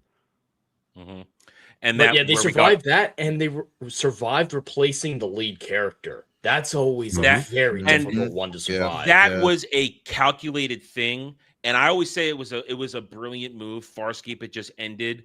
Ben Browder stock is very high among nerds. Let's bring in Ben Browder. Let's make Cam kind of Crichton light so that Ben can do something familiar with, and then let's keep bringing in Claudia Black, who has I would say incredible chemistry with brilliant everybody. at the time, but I don't think that decision works as well today as it did back then. Like, I've never seen Stargate, so it was so jarring, the difference, and I struggled with it. I'm gonna be honest. I nearly stopped watching the show. Part of the reason it worked was because at that time, Atlantis was running concurrently, and Atlantis was in full fucking swing. People didn't want to miss like crossovers and that sort of thing. And so, like, you get it once a week. You'd get an episode of SG-1 followed immediately by an episode of Atlantis on the same network. Yep, 8 o'clock, 9 o'clock. And so it was part of a whole thing, and I think that made it easier to swallow when Ben Browder came in. And honestly, I think he fit in, but it took a while, and they point that out in the show, in the script. Yeah, repeatedly when he's trying to get the band back together, but it managed to work. And Jed points out it landed it, and it got it there, and they got 2 more seasons out of it. They got 2 movies out of it, crossovers into Atlantis, and then Universe was a different feel, but we're not here to talk Universe, Jed. We're here to talk what happened after. So Malazzi gave a big response to this. We're not going to read the whole thing, but he essentially laid it out. And then during this, the initial release, now we had suspected, we had talked about this, who's going to be involved. As soon as, on top of this, Michael Shanks comes out of nowhere. Yeah, that's what I was and thinking. Drops the bomb and says, yes, I can confirm this was happening, which told me when I saw that oh shit, Shanks was going to be in the show, or at least in the beginning. Great. We would have had Daniel Jackson as part of some sort of bridging mechanism, probably being. I'd be willing to bet he was putting money down as a producer. I would too. Because as has been pointed out by numerous YouTubers in the last few days, dude does not tweet. No, and he has been private. He has been in blasting Twitter, putting out names, addresses, emails, you need to contact these people. Here's this petition for the last week straight. Yeah. Yeah. It feels like Michael Shanks was all in on this. And that's saying that because when this got rumored the last time they attempted this, he said a couple things, but he was very non-committal over it. The last time a couple of years ago when Amazon first purchased MGM Studios and there was rumors there's going to be a Stargate project, we heard a couple things, but he was kind of non-committal. This is a complete about-face, Sam, right? A complete about-face of of the response to this. So we got that. And then, Sam, I saw this one because you reposted it, and I saw this one. The whole breakdown. I'm going to read this one right here, and then we'll continue the conversation. There's more to the story behind the reason why Stargate show on Amazon was canceled. The original green lighters at Amazon, Nick Pepper and Matt King, who liked Martin Giroix's work, that respected the Stargate lore, have been moved, let go, or restructured under a new Amazon MGM studio leadership. Under this new leadership, we find Peter Friedlander, who is an ex-Netflix head of U.S. and Canada scripted division, and Blair Fetter, a Netflix vet who ran Spectacle series that they shifted focus towards maximum broad and global appeal for expensive world-building shows. They want more shows like Stranger Things, Three Body Problem, Ozark, etc., which were massive hits, and any new shows must have broad appeal, where they must convincingly bring in new viewers, not just satisfy existing fans. There is an age-old saying: a product made for everyone is made for no one. These execs don't understand that their success came during a time of massive global crisis, and pretty much any decent shows gets massive ratings due to the forcibly captive audience. COVID really gassed up a lot of execs into thinking that they are geniuses when the reality is these numbers were never going to be repeated again. What this will likely do is cause Amazon to burn massive amounts of funds for modern audience-wide appeal flops that interest no one and offend no one. And yet, even under this new regime, it is still greenlighting more Rings of Power despite its underperformance. The chase for the inoffensive broad appeal is going to bite them in the butt. That sad part is, lore-accurate Stargate show was in the works, but because of it, it didn't have enough modern audience broad appeal. They axed it under the new leadership. Joe Malazzi, a longtime SG1 showrunner, it was a series that avoided the pitfalls of several modern remakes and reboots by fully embracing the core of its predecessors: action, adventure, exploration, wonder, heart, humor, and found family. By all accounts, it sounded like it would have been a good show, but we'll never see it, not at least from the new Amazon. All right, Sam, so you found this one first, reposted, I saw it, and it leans into what we were kind of hearing. There's two Honestly, parts. yeah, this aside from the I don't think she brought up the COVID angle. There was a live stream last week with David Reed and Darren Sumner of Dial-A-Gate and Gate World, respectively, with Jenny Stiven from Clio Consulting. And she basically laid all of this shit out during that live stream. I'd highly recommend going and listening to that, by the way, if y'all haven't out there in the chat. Mods, put it in the private chat and I'll link it if you can find it after this. Yeah. But like this was like a day or two after the announcement became public, right? Now, obviously Amazon actually made the decision over the previous weekend. We just didn't find out about it until like Tuesday. The usual delay. Yeah. And Martin Garrow's been pretty much MIA since then, and I would be too. This was his fucking baby. I'd be pretty pissed if I was him. I'd probably be looking at the bottom of a bottle right now. Because once something like this happens, it's typically dead. As much as I applaud the effort from Stargate fans with the fan campaigns and shit like this, it's only ever been successful once or twice in all of television history. No matter how, it didn't work for Firefly, it didn't work for Enterprise, it didn't work when there was a fan campaign to save Enterprise. It's a very, very rare fucking thing that this sort of thing is successful, and I hope that it is. I'm pushing for it. I really am. Do you know what the numbers currently are on the petition? The last I saw was 57,000, something like that. I heard 61 yesterday. 61. Yeah, 61 right now. I mean, listen, we've made fun of campaigns when they do this. 61's not a lot. It's not a lot. The only recent fan campaign in the past decade that I remember working was the one to rescue Lucifer. That's the only one I can think of where it worked. And they got Lucifer worked, but there's also one that worked with Amazon, actually, and that was saving The Expanse. That was only a few years ago as well. There's a different leadership, obviously. Here's the thing, though. The Expanse was on, that was NBC Universal or Comics Universal on Sci-Fi Channel. Amazon picked it up. Here's the difference, though. Amazon's not going to sell the rights to Stargate and let anybody else use it. That's the difference. They own MGM. They own Stargate. To what Sam was talking about there, they can petition all they want right now, unless somebody at Amazon really gets the backlash of this, that then there's never going to be a chance it sees the light of day. And honestly, going after these people individually might piss them off and make them more aggressively anti-Stargate fans. That's why, yes, I love Michael Shanks being involved and everyone going on Twitter, but naming the people specifically responsible, giving them the public means to contact them via phone number and whatnot, I think could have a repercussion. Yes, and no. You're also talking about companies that have like filters for this sort of thing. Like any correspondence is going to end up in a fucking mailroom. It's never going to see the light of day in an exec's office. Now, where it gets interesting, where it could have an impact, is if somebody wanders down to the mailroom and sees, why the fuck is there like a 10-ton sack of empty Kleenex boxes, saying thanks, please send more. It's a reference to Stargate. Because that's one of the things that somebody's out there doing right now is they're buying Kleenex boxes and they're writing thanks, send more, and they're mailing them to MGM. Yeah, that's awesome. You have to understand that is the oldest lore right there. That's the oldest, from the movie to the pilot. There you go. So yeah. And that's that was actually the connection between the 1994 theatrical movie and the pilot of Children of the Gods. Yeah. And like things like that will get attention, provided they're not like, obviously you don't want to be threatening these people. Obviously you don't want to be like, rude or anything like that. But it's just like they're making the point, right? If you get enough of that shit, somebody upstairs is going to take notice of why mail's not coming through, because they can't get it past this giant pile of shit. You know, at a certain point they'll notice. They will notice. Yeah. But I know, Adam, the last week since this, for the last week since this news came out, you've been rather grateful that it was canceled. Better not to have it than be destroyed. The thing.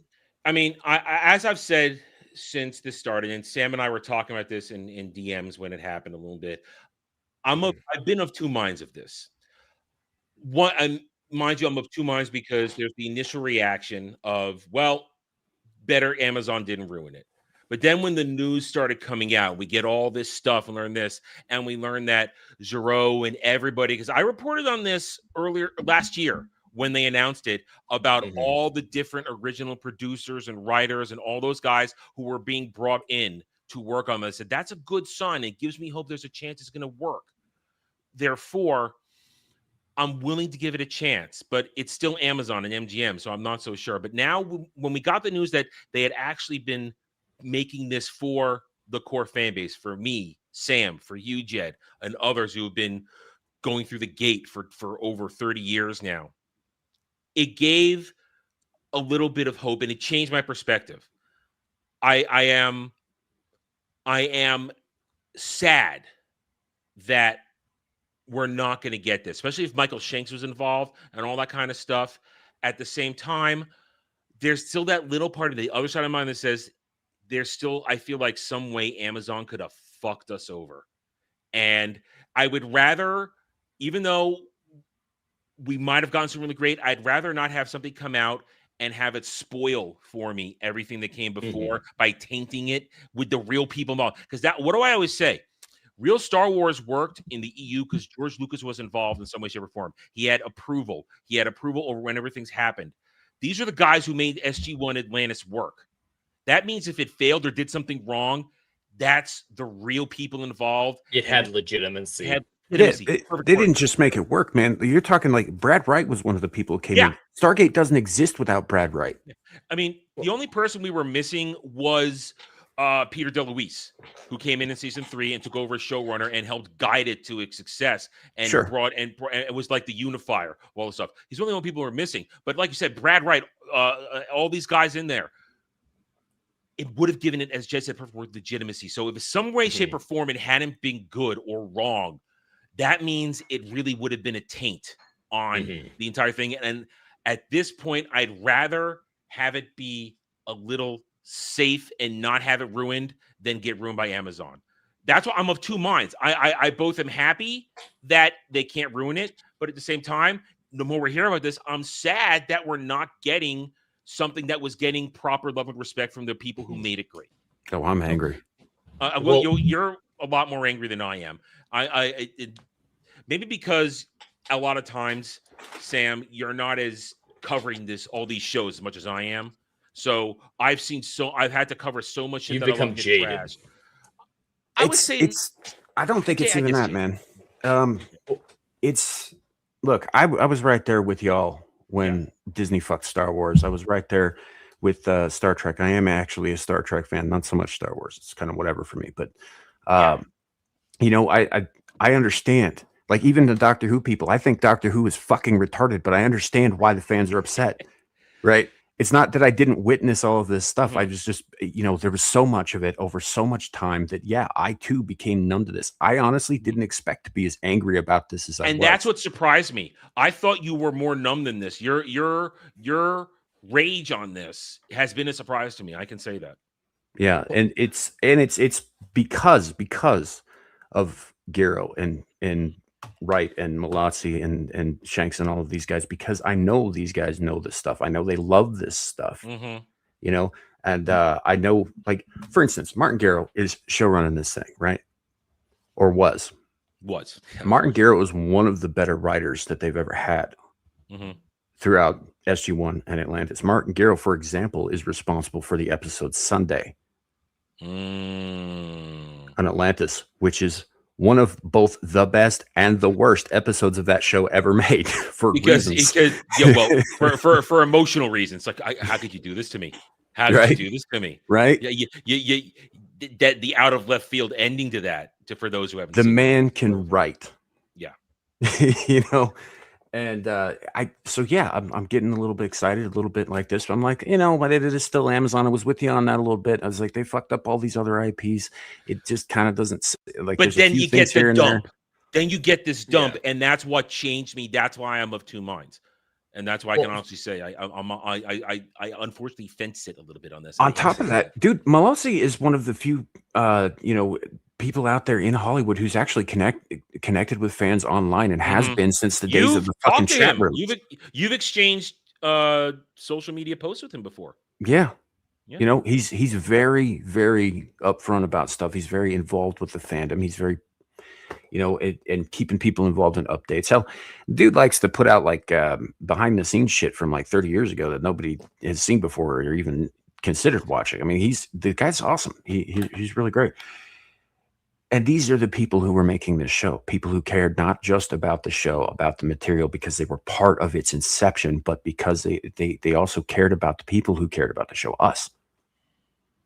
They were making this show. Amazon was letting them do it. And the fun part is the guy who actually greenlit this was let go. And the guy who replaced him is who tanked it. So there it is. Let's get back to that. The question is, and I'm going to ask this, how did this happen? I'm going to say it, Netflix, because these are people from Netflix mentality who don't understand what.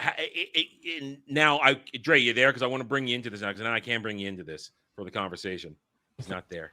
If he's not here yet, I so you know where I'm going with about this that I haven't been able to say yet. There's the thing. Then we've had this conversation repeatedly.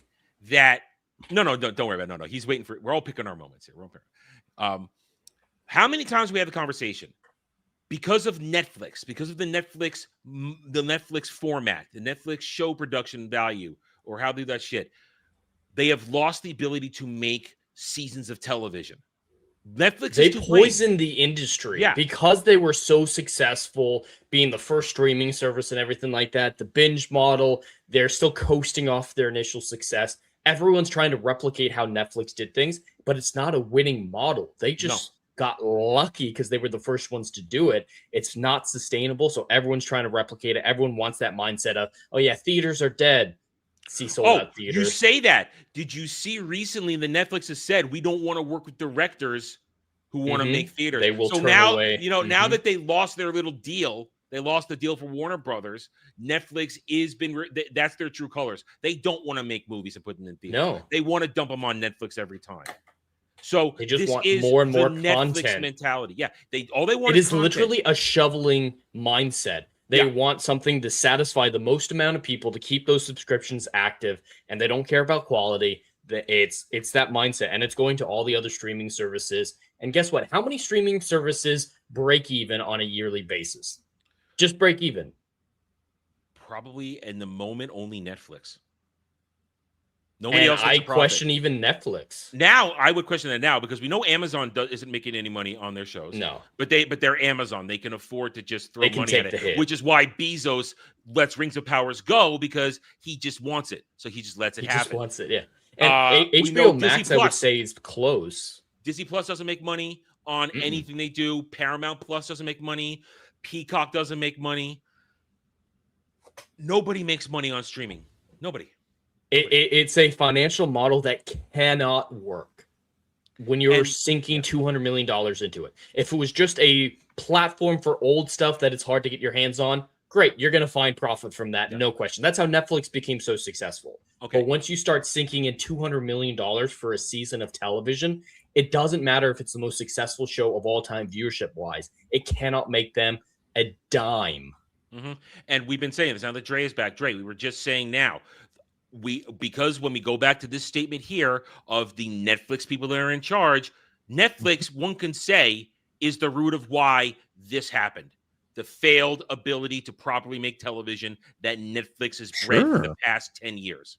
Sure, I think that's more than fair to say. And not to mention what Jed was just saying. We talked about it ad nauseum over the last few years. Streaming, it's impossible to make money. And if the idea of there's some type of ad revenue or some type of subscription base or whatever the case may be, once I start producing from the studio and it costs the amount of a small country, it's over. You cannot recoup that cost. You're not putting this in theaters. There are no ticket sales. There's nothing. It's just $200 million down the hole. And the people that already have a subscription service, that's not new money. Yep. What, the $10 that I give you or $15 I give you per month? Now imagine how many tickets that would have been in the theaters. Well, back, when theaters mattered. You know. Like how many tickets is that in the theaters? Oh, hundreds of thousands of tickets. But instead, you got $15. And you say it's not. And when you put it like that, Sam, when this stuff was on cable television, but still on Sci-Fi Channel, it was still a 42-minute show with ads in between, and they sold ad space. Yeah, 100%. It worked, and I wager this right now. I won't guarantee, but I would wager that Martin Garreau, he had at least a 20 episode plan for this first season. And Netflix people see 20 episodes and they start to shake because they don't understand anything above 8 or 10. But these are guys that's a fair point. That's a fair point. I bet I would wager. This is my first thought as we're talking about this. I would wager. I'd put real money down that they had a 20 to 24 episode plan with filler episodes alongside your main season arc. And we know good well that filler episodes in Stargate are great character-driven episodes that are filler episodes for the major story, but not filler episodes for character work. So I guarantee, again, I shouldn't say guarantee. I feel strongly that they put out an episode plan, and and these jackasses who work at Netflix who don't understand real television was 20 to 26 episodes for 40 fucking years. Yeah. They see this, they go, oh, no, we can't do that. Because like Dre just said, all they see is $200 million going down the tube because they know there's no recouping that. You can't. More, in fact, because they were given a nearly unlimited budget when this was approved. I didn't know just that. looked it up. Know that. Wow. Yeah. I just looked it up. Do you guys have any idea how much an average SG-1 episode cost? Back in the day. Way back when. Yeah, back in the day. I would say, I don't know, so I'm going to guess based on the time, maybe $5 million. I think it was it averaged 100,000, wasn't it? Oh no! It averaged $1 million. Okay, that sounds right. Yeah, I'm a little. So it was usually a season's budget was $20 million. So think about that. Yeah. Think about that. That was 20 to 24 episodes, easy, and it's $1 million an episode. You recoup that in a night. You recoup that in a night with your average for soap. You recoup that in a night in your 18 minutes of ads. And they're shooting in Vancouver. All of Stargate was shot in Vancouver. Let's remember that. All that shit was shot in Vancouver back in the day. So much TV was shot in Vancouver. Yeah. And just we're in the SGC. We're out in the woods in Vancouver. We're on a different world. We're out in this cave here, a different world. We're just shooting for inexpensive. The sand dunes are just outside of Vancouver too. Yeah. So it's all the same. It's all the same. You're reusing your sets. It's the TNG model, the Star Trek model. We're just going to reuse our sets. We're going to reuse our sets and where we're shooting.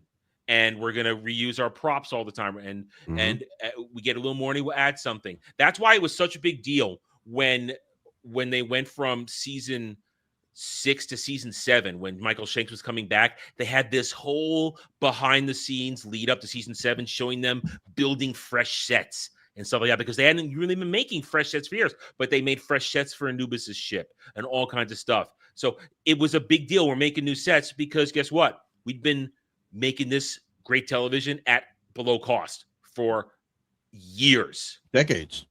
Literally decades. And then here's your money. We're going to make something all new for Atlantis. And we're going to give you good stuff. But that's why terrestrial television is still king, Adam. Yeah. A lot of people, a lot of streaming platforms will preach the lie that, oh, cable's dying, whatever it can be. Yeah. Now, if you want to say that there's not as many people had cable before when cable ruled the universe, of course, obviously. But let me tell you how good cable is doing. Cable is doing so well that they are giving away streaming services for free. That is how well cable is doing. Because the thing that was supposed to replace it is broke. And it's fascinating you say that because I was just in Florida.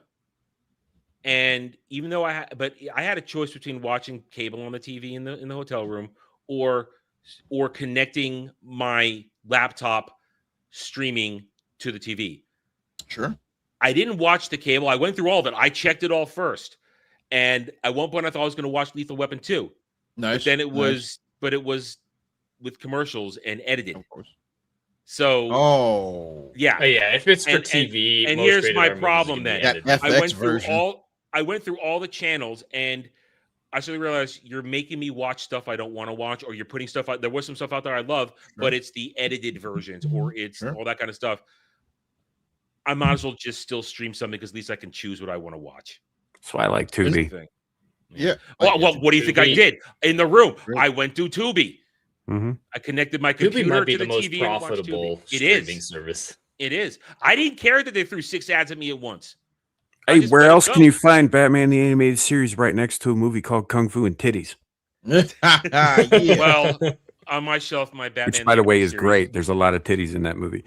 My Batman Animated Series next to my series. Delivered on the promise. But or for Jet's point, because I know they're all there because I saw them when I was there. Rickified Classic Who all over it. Mm-hmm. All over. Dude, it is a nightmare before Tubi to get your hands on Classic Who. You had to do BritBox, and BritBox is a piece of shit. So bottom line, though, circling back to where we were on this, instead of nice talk, evil talk, I wager then that because these Netflix guys don't understand what real television production looks like, they saw 20 episodes and they shat their pants and said, we're not going to dump what they would see as $500 million with no return. Despite the fact that you probably would have had record-setting viewership on Amazon for this show. And it would not have cost that much. They weren't dumb. These showrunners, they wouldn't have asked for $500 million. Because they know how to make TV. Yeah, they know how to do things on a budget. And you would have had, and if it had been a great premiere and the show had a great story, you would have had guys like me and Sam and then Jed doing positive reviews, not doing angry reviews, but positive reviews. Doing the panel. We would do a Stargate panel show like we do for all these other things and talk about it and have a good time. And would have just been all happy. And people would have been excited and watching it and this and that. But no, you canceled it. I think, but I also think that Amazon can't gamble. Now, let me be clear. Prime Video can't gamble. Amazon has more money than God. But Prime Video can no longer gamble because they're already paying the bill for Rings of Power, $2 billion, which is just sucking the life dry out of an African nation for sure. So here's how you solve that. Right, you've got. They already own all of the Stargate canon. They already own all of that. So what you do is you hype up the old shit in preparation for the reveal of the new shit. Because by that time, like they start advertising, they put it on the banners, they put it out here, where it's everywhere you see, and they get people watching it again. They bring old fans in for sure.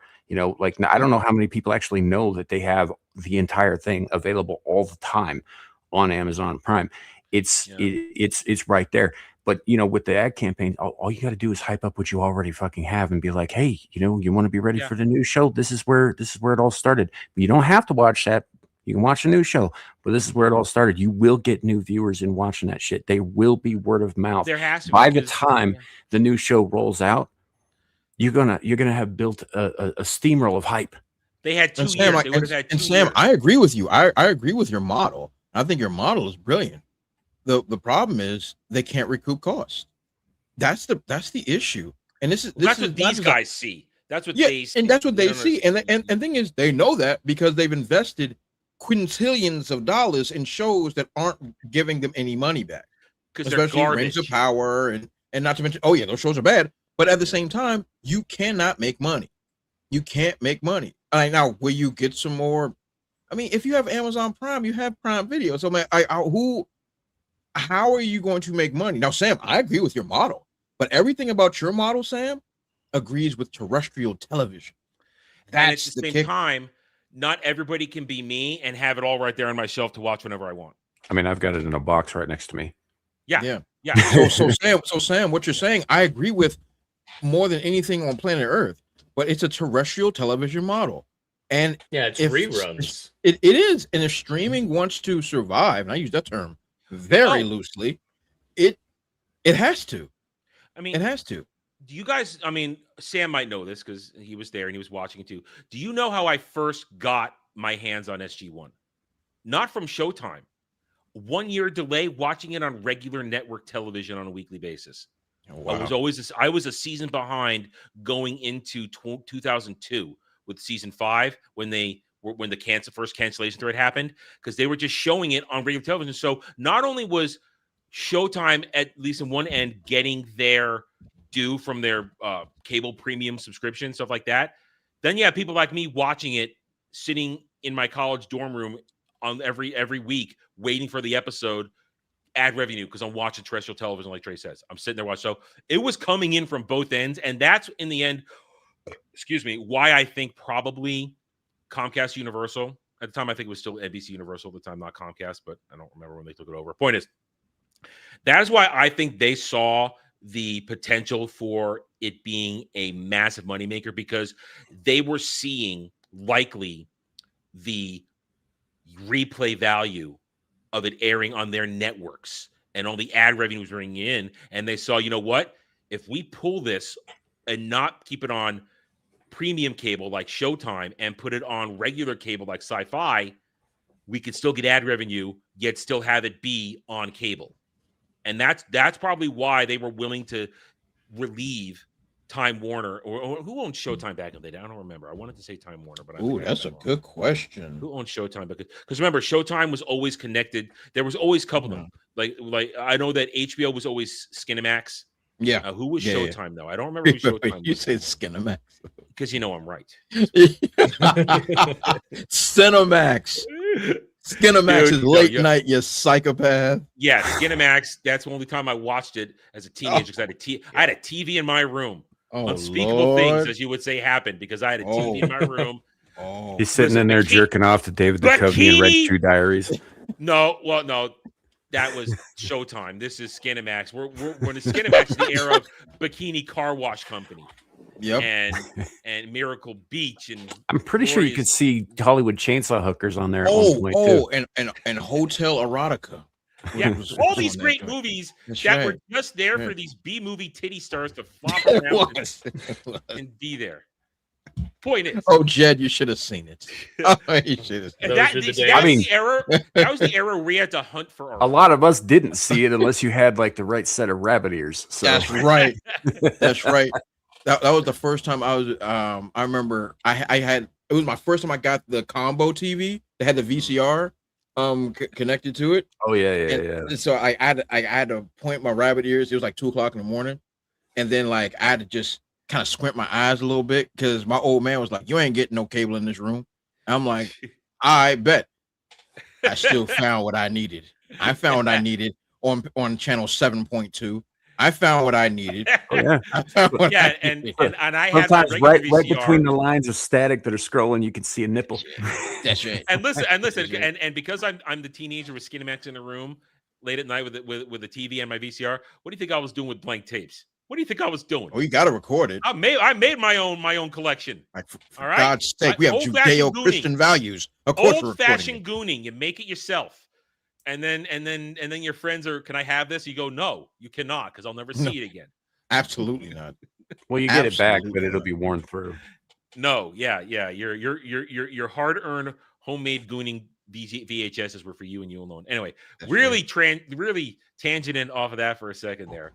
Bottom line is this. Let me ask you this final wrap up of this so we can get to our final segment. Do you think this has any chance of Amazon reversing this, MGM reversing this? Any chance at all? I'd like to live in hope, because when the cancellation news came out, I was actually always on the side that this was a bad thing. I was disappointed by it because yes, we're all these programmed creators for that at this point. Don't leave our shit alone. That's the problem. No. I'm talking about the opposite of that. I wish that this hadn't been canceled, is what I was saying. Okay. I was disappointed that it was canceled this week because the original creators were involved. But to go against what you said, Adam, your response was initially, I'd rather not risk what came before being ruined.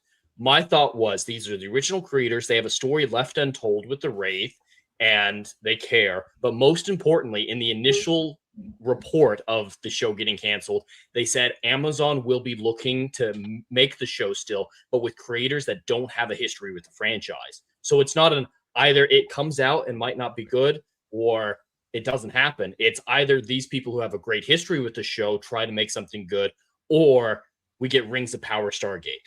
So between those, my choice was very much immediately, I want to see this made. So I've signed the petition. I've been liking a lot of the stuff on Twitter, but it's not going to move the needle at Amazon. They just, they have a history of not caring. They don't have a history of listening and changing direction with any of these shows. Otherwise, Wheel of Time would have gotten better. Rings of Power would have gotten better. They're just not in the habit of listening to their audience like some other people. So, especially bringing in, or they listen to the wrong people. audience. They listened to the wrong audience of Wheel of Time, who wanted it gayer, and they made it gay. Yeah. So yeah, especially Amazon plus Netflix people, it's not going to happen. I wish it would, because the alternate is Rings of Power level bad, looking for someone who doesn't have a history with the franchise, because that's what's going to happen. Or actively hates it. Yeah. Dre, it's not coming back.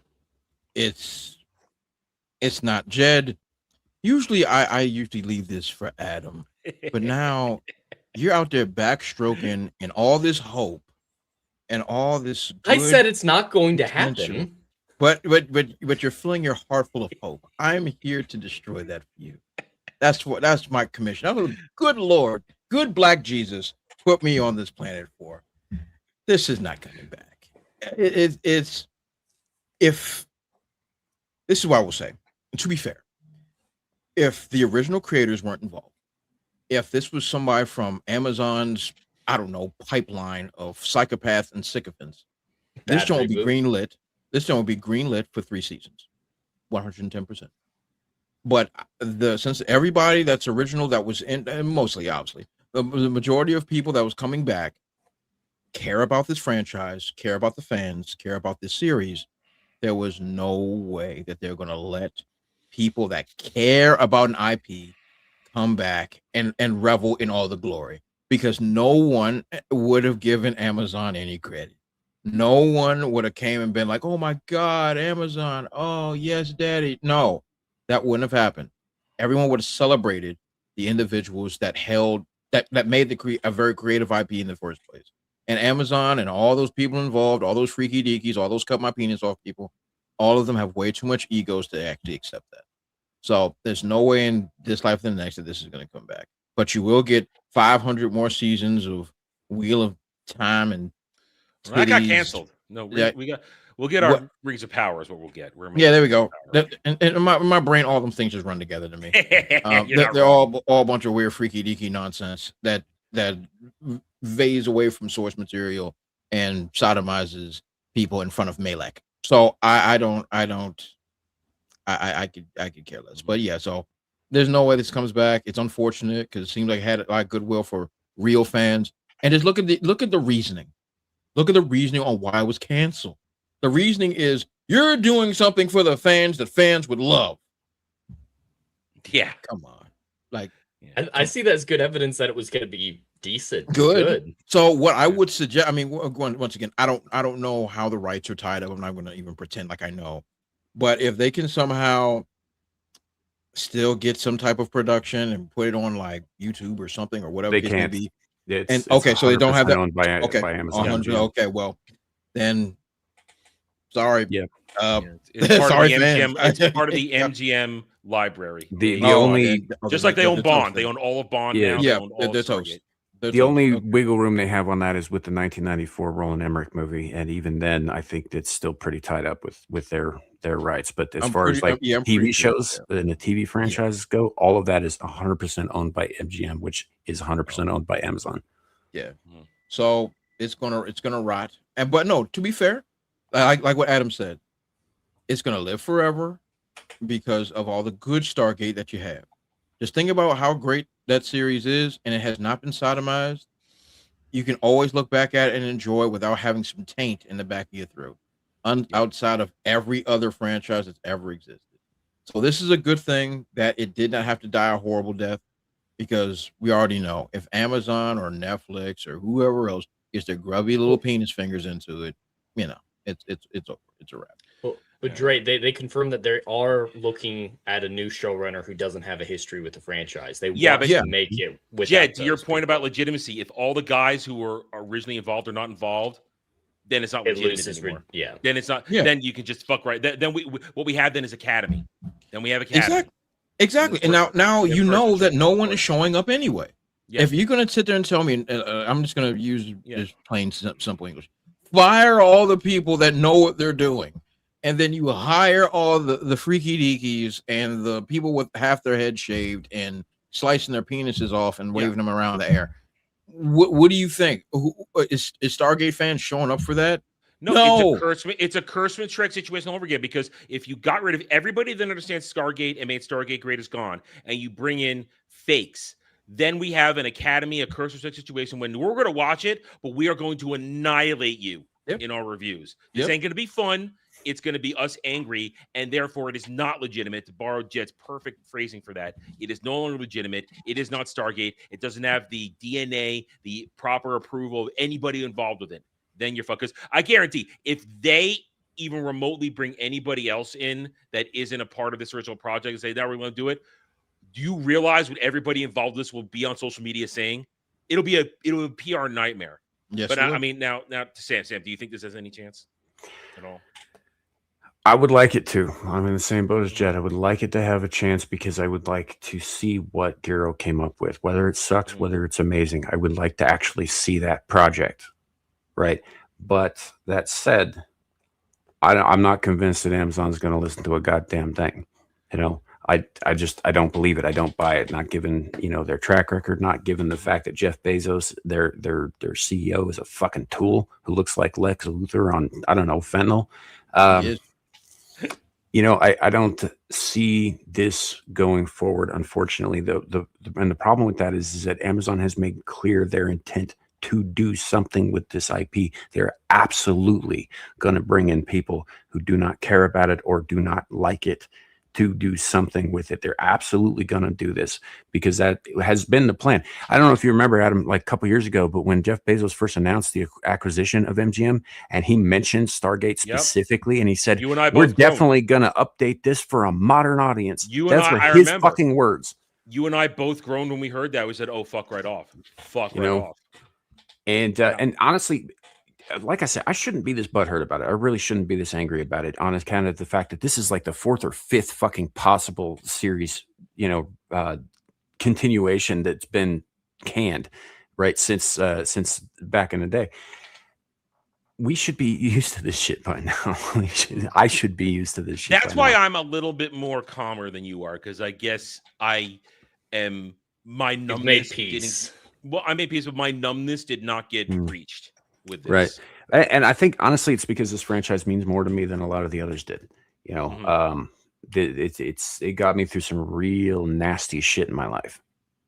And at the same time, for me, as far as it goes, I'm happy where it ends is enough. I'm always okay with it. Therefore, Stargate has been complete for me for a long time. So I wasn't waiting for more like a lot of people were. And I agree with everything what you guys said. I don't think this will be reversed, not in the way we would want it. The only way I see it getting reversed is if this social media campaign is such bad PR. Because people have been canceling their Prime subscriptions over this. They've been doing that. If it becomes a bad PR, a black eye, and keeps building, because it's not, we are now 5 days into this. It's not going away. My timeline is filled with this, so much so that I'm not saving anything because I'm not exactly going to report on each individual thing, but I can see from the whole wave of pushback people are angry. People are angry, like saying, as I said, myself, my numbness did not get breached because I've always been in a happy place with Stargate. I didn't need more, but some people really did want more. They were waiting for more, ready to go. It might get worse. It might look bad, and that might be that small sliver, dental floss, thin thread of hope that might trace all the way back to some executive that will override these two Netflix jokers and say, "Hey, no, we're going to reverse this. We're going to reverse this." Dental floss thin, but I 99% don't think it's going to happen. And in the end, I agree. It's a shame. With what we've learned about it since the announcement, it seems like this would have been for the fans, and it might have been a fun thing. The only saving grace here for me personally is that I'm not one of those guys who believes in tainting what's gone before. I don't think that's possible. That what's gone before is what it is. It's done. It's good. I'm happy with that shit. In my opinion, the only thing that's ruined the original trilogy of Star Wars were the fucking special editions. Here, I see. I'll fight you on that one. I because think people special editions were fucking horrendous. I think people cry too hard on the special editions. They have their bright spots. But I'm just saying that whatever Disney did down the road, decades down the road, doesn't have any bearing on how I feel about the original trilogy whatsoever. Well, see, and only thing I care about when Star Wars example is as long as George Lucas was involved, it's Star Wars. As soon as he's not involved, it's not Star Wars. And then I can say that's why Star Wars isn't tainted for me because he's not involved. But different discussion, not really this. Stargate, unfortunately, right? It was just an example. I know. But Stargate, unfortunately, seems to be done. It's unfortunately done. At least Stargate that we wanted. If they come out with an abomination, you damn sure I'm stepping up to the plate to unzip, drop trout, and drop a hot steamer all over it, and then step on it and grind it in there and make it really bad. Then you got to clean that shit off your shoe. I'll wear somebody else's shoes when I do. Oh my god! Yeah, that's how bad it would be. That's how bad it would be. Anyway, so there it is. Unfortunately, maybe R.I.P. Stargate. We'll see what happens though. Anyway, there we go. First of all, woman, you are not banned. Hi, Ariel. You are not banned, woman. You never are banned. Don't roll that shit out here. All right. Secondly, she still comes to my channel to complain about you banning her. She goes to everybody's channels to complain about she does that to me too. It's a regular thing. And then she'll walk in here, clearly not banned, and talk as though I ban her. And just for the record, Dom isn't banned either. But Dom don't come around here no more because Dom doesn't love me anymore. So anyway. Because you're not paid to like him anymore. Anyway. We with the exception of Dre, we've all seen Universe. Yeah. It's not great, but I don't. Robert Carlyle is fucking fantastic. So I have my thoughts. I think it starts rough, but the season 2 gets good. It found its footing in season 2. Is the fucking cinematography. I hate the found footage-esque nonsense. The zoom shaky cam. It's you have to take into account the time that it came out too, and all that. You're talking about like a period of time where people had already done almost 15 seasons of the same thing. Yeah, right. They were trying something after different. Battlestar Galactica specifically. Yeah, the Battlestar Galactica have no. That was it was a decade before. It was already it was about 6 years after Galactica. It wasn't that much further before that, but it was very successful. And they were looking at that. They're like, well, why don't we go in a like a grittier, like sexier direction with Stargate? Because it worked for these guys. It could work for us too, and it didn't really. But no. Either way, that's a discussion for another time because we got one more thing. All right, I'm just gonna say this. I don't really want to spend too much time on it because I'd rather end on a positive note. Jed and I have already expressed our thoughts multiple times now on God of War Lao Fei.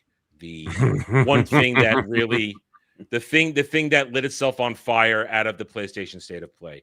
I will quickly restate my stance on this, and Jed can restate his, and then we'll give Dre and Sam, if you guys want to weigh in on it real quickly, because I do want to hear what you guys have to say.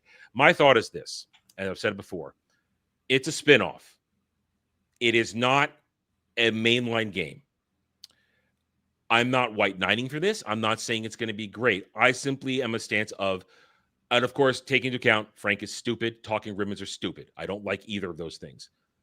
The gameplay looks good. I don't have a problem with Deborah Ann Wall. I don't have a problem with Faye being a character because it's spinoff. She's not taking anything away from Kratos.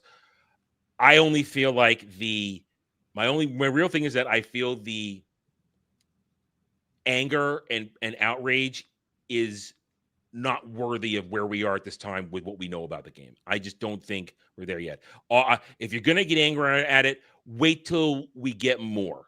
Wait till we know more. Wait till we see more. And people are complaining about the writing. I think the writing is average. It's not stellar, but it's not this woke not modern nightmare people are talking about. It's just But the gameplay looks hot. But now, all that said, I don't plan on playing it at this moment. I have no interest. But I just think if we're going to get angry for the right reason, not just because Kratos isn't a Kratos game, but it's not a mainline game. That's my thing. And I've said, if it just said Lao Fei, we wouldn't have any of the outrage. No, it's not a prequel. It's happening at the same time that Ragnarok is happening. It's happening at the both same time. 2018 and Ragnarok. Yeah, it's happening at the same time in another dimension, essentially, an afterlife, God afterlife. So if it was just Lao Fei and not God of War, yeah, probably even have less of a chance to sell, but there would be no outrage. There wouldn't be any. They should be going, oh, we don't care about her, whatever. And that's my thoughts on it. I'm as I said, I'm not trying to white knife for this, but I feel as though the instant rage everybody had is a little misplaced. Okay, Jed, go ahead. I'm in the exact same camp. The biggest reason I'm not looking forward to this game, though, is because I don't have a PS5. So, like, I've completely removed it from the list in my head of games that I'm looking forward to. But I hate Frank. I really think Frank is one of the dumbest things ever. We don't need the Quaid Cube. I know it is based on some mythology out there, someone saying, but whatever. Besides that, though, the combat looks absolutely phenomenal. Adding in some of the Greek era combat, mixing it with the Norse, I think is a great idea. It looks fantastic. We finally have a fucking jump button. I am a big proponent of having jump buttons. Even if I don't need one, I want one. All right? And so adding that in, the concept's really fascinating, showing a god afterlife, because we've always wondered, Kratos is the god killer. Do they just evaporate, or is there legitimately a god afterlife? So that is answering some great world building questions, introducing new mythologies like Egyptian and Mongolian have been confirmed, and setting up the future of the franchise. So we're seeing some stuff that will lead into the future of Kratos' story. This isn't God of War Norse 3. The God of War Norse saga is actually done. The Kratos ones are done, but Kratos is still going to have more games in other mythologies. So this is paving the way for the future of Kratos' story. And from what we've seen story-wise, I don't have any problems with what they've done story. It runs, like you said, alongside 2018 and Ragnarok, so not removing any agency from Kratos. If she interacts with Zeus, maybe that could be bad. Maybe it would be fine because Kratos has already beat Zeus. So it's way too early to be this upset, though. It's way too early. With God of War Ragnarok, I thought that game was fantastic. So Santa Monica has my goodwill at this point. It has the benefit of the doubt. If more trailers come out and it turns out it's absolutely shit, great. Yeah, another franchise dead, like Dre says, and I don't have enough emotional investment to be upset when that happens. But right now, when we're at base one is not where you freak the fuck out. We need more. We have virtually nothing at this point. And yeah, I don't have anything against it at this point besides Frank. Frank is the only thing that I don't like. And one more thing to add. Sorry, we're done. You're done? Just one last thing. With everybody leaping to this anger, I was half expecting the normal Hollywood gaming studio response of, oh, you're just racist and sexist. Deborah and one of the main writers have had fucking phenomenal responses to the audience. Deborah said in a video, she didn't address the controversy, but she said something along the lines of, this has been a highlight of my career. I can't imagine how much fun that I had making this, and I hope you guys will enjoy it as much as I enjoyed making it. And she was in tears saying, we made this for you. We thought about you every step of the way. That earns my goodwill. And the writer that everyone's freaking out about, what is her name? Alana Pierce. That's what I was going to go. Okay. Alana Pierce. I was going to go Ariel Lawrence. Who's been involved with God of War in the past. Yeah. Yeah. Her response has been so incredible. She said, I'm so thankful that we have people who care. And whether or not they care, they're upset or they think we should do something that's different, I would rather they care. So we're arms open, ready to show them Faye's journey and have them all fall in love with her like we have. That's a great response. And I like Faye as a character. She is who Kratos needed after the events of the Greek games. He needed someone who was an equal to her, that he wasn't afraid of getting murdered like his first wife, even though, he did that. But he wanted someone that he didn't have to fear for. He wanted someone who could challenge him. And I love their chemistry in Ragnarok in those brief moments that we have. And we get some of that in this trailer as well. And people want to say, oh, Alana Pierce was involved with this. Yes, Alana Pierce goes for one thing, showing us her big-ass tits. Other than that, she's an idiot, and she's terrible at what she does. But if the reports coming out follows are true, she is, whatever she was involved in it isn't necessarily being used anymore. So she was involved in it originally, but they moved on from her involvement and did things differently. So I don't think that is... It's a red flag, but it's not raised high on the mast. It's about midway up. We find out, she confirms that her stuff is used. Okay, then we have a problem. Then objectivity goes into, now we don't want anything she worked on. She's terrible at what she does, except for her tits, which are really nice. Dre, how you feeling? You've been shaking your head here. Yeah, so like what you guys are saying, in a nutshell, from an analyst perspective, I agree with. Yeah. The people involved said all the right things, and which is a very rare thing. Let me be clear about that. They said all the right things because of the outrage, and I say certain aspects of the outrage are out of control. But this is what I'm also going to look at from the perspective of a fan that's been abused for the last few decades, when it comes to the gaming sphere.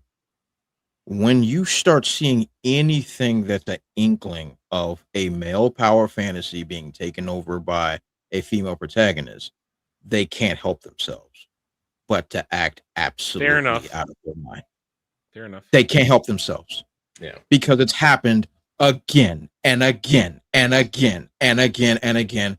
And so I sympathize with individuals, because every single major franchise, even outside of gaming, this has happened to. And then the industry plummets, or the franchise plummets.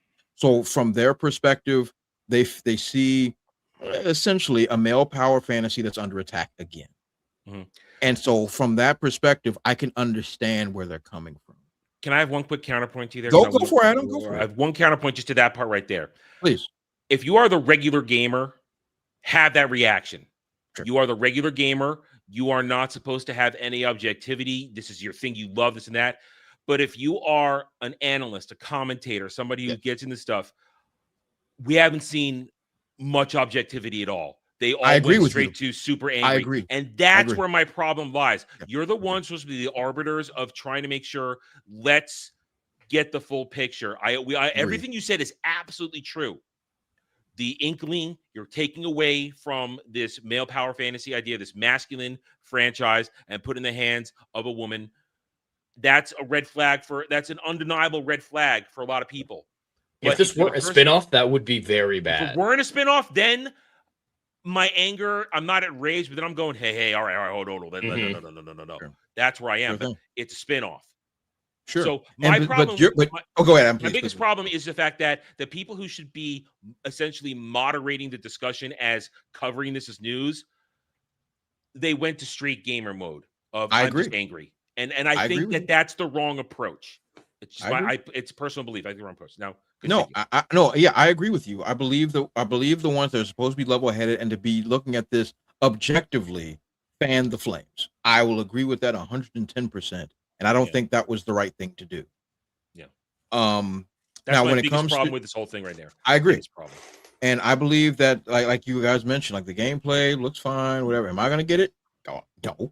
But all the same, if you take something that is predominantly male and then you introduce a female in today's climate. Excellent caveat. Yeah. That's what happened to Ballerina. Think about it. All those John Wick movies make oogles and oogles and oogles of money. Then you take, hey, we're going to focus on a broad. Excuse me? Is John Wick going around shooting people in the face and doing gun fu and breaking necks. Well, no, we're going to focus on a woman. Well, he did show up. Oh At the yeah, end, yeah. and They have the. hardcore. I know they have a scene, and whatever. Yeah. But he's not the protagonist. He's a feature. Not in the spinoff. Yeah. Yeah. And so, but you take once again a male power fantasy, and then drop a broad in it. This is just the results is going to be because the industry has done this and damaged too many goodwill in people. What they deserve. You've taken every single male franchise and turned it into a girl brand. This is the vitriol you're going to receive. Whether once again, as you mentioned, the analysts should have stuck to their objectivity. I agree with you. Yeah. But it's been too much harm. It's been too much damage. I got a laundry list as long as my arm of all the franchises that this has happened to. And then we've watched those franchises turn to dust. So it is an inevitable reaction based on what the industry, both gaming, movies, and television, has done to the customer base. Yeah. It's what it is. It's an inevitability. They have created an uphill struggle for themselves by creating all this nonsense. Yeah, they've created it themselves. Yeah. Sam, do you have any thoughts on this?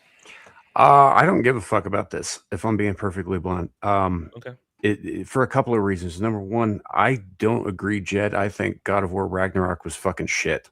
The gameplay was good, but the story and the beats, the woke shit that they injected in there, the be better bullshit that kept coming at Kratos from all angles, the crying about his fucking feelings when I just watched him murder the entire Greek pantheon with nary a tear shed, right?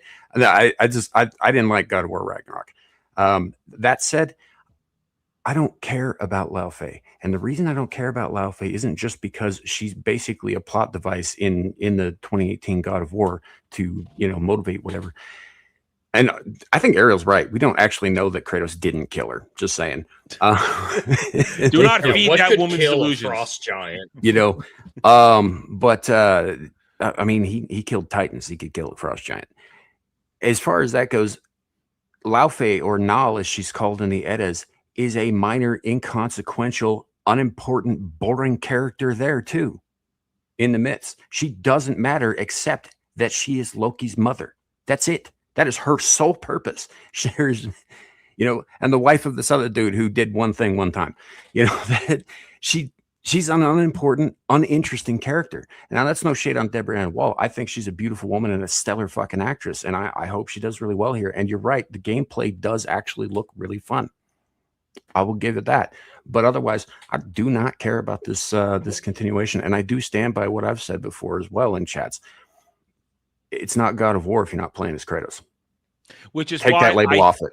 They should not have. I said this. They shouldn't have put the label on there. That was a mistake, and that's what's generating the anger.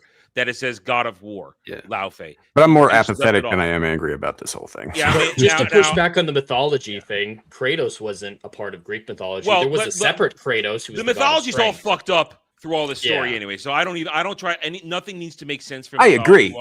Yeah, so I don't care about that part. Yeah, there is a Kratos, but he wasn't a god of war. He was a god of some he was the minor... god of strength. Yeah, and it was spelled differently. So it's a different Kratos. But here's my final thought on this. Everybody's made an excellent legitimate point, and whether you like what 2018 and Ragnarok did or not, I personally enjoyed both games. I had a lot of fun. I didn't play the DLC because at that point I forgot the DLC so good. Valhalla. Oh my god, I just forgot all my muscle memory was gone. Listen, I still am pissed that I can't beat fucking Berserker King, Fight God on a super hard mode. I got this close. He was at 5. He was at 5%. I was playing on God of War mode, the ultimate difficulty mode. He was at 5 to 10%, and I lost. I put the controller down after that, and I did not go back. My hands hurt too much. You can't give that dude a second to breathe, man. You got to continue to chain and cycle all of your elemental attacks. And I was in my rhythm. It was the best rhythm I could have possibly been in to get it done. And I'm not the best person at these games. I can admit that. I am not the best at these games. Well, you're one of the few people who play it on hardest difficulty among the streaming sphere. Well, I mean, listen, I beat Valkyrie Queen in 2018 on God of War mode. So I have that as I have that feather in my crown, and I will stand by that one. I earned the fuck out. I memorized every bit of her movements to win that fight. Huh?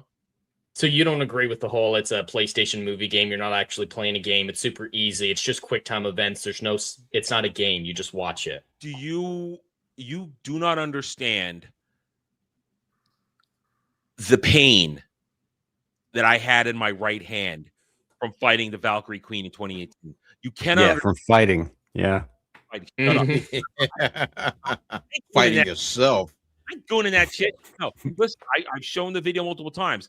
I rarely memorize patterns, but I had to memorize her patterns to know what she's doing, to know when to be on defense, when to be on offense, when to take that extra half a second chance to get that little bit of damage, control my instinctual urges to press the attack because I'm a DPSer. It's what I do. I had to work that with Mr. Berserker King. Fuck that guy. Fuck that guy. Can't do it. Yeah. He fucking his frontal attacks. I'm behind him, and they're still fucking hitting me. That's because he's psychomanticing you. It's bullshit. It's fucking bullshit. So when I lost that time, I said, "That's it. I put it down. I never went back." And by the time I even thought about it, the muscle memory is completely gone. And if I don't have the muscle memory, to rebuild it. Yeah. So I did not finish the epilogue of the game, so it was just I couldn't do it. So, but I beat the. Speaking of dumb criticism, though, in that vein of you just watch these games, they're not actually hard; they're just quick time events. I saw a shitload of people complaining about Lao Fei's combat in the gameplay portions of the trailer because you have that R2 trigger soul ability button. Like you're just pressing buttons. It's just quick time event. I love to just press R2 and not play the game. It's like that's just like Spartan Rage. You're just activating a different mode. Yeah, and that's an actual moment where you just have to get through it. I mean, when I beat the base game, I was over leveled and overpowered as fuck. Odin was not a hard fight for me. It was not. I had the best. I had some of the best fucking armor you can get in the game.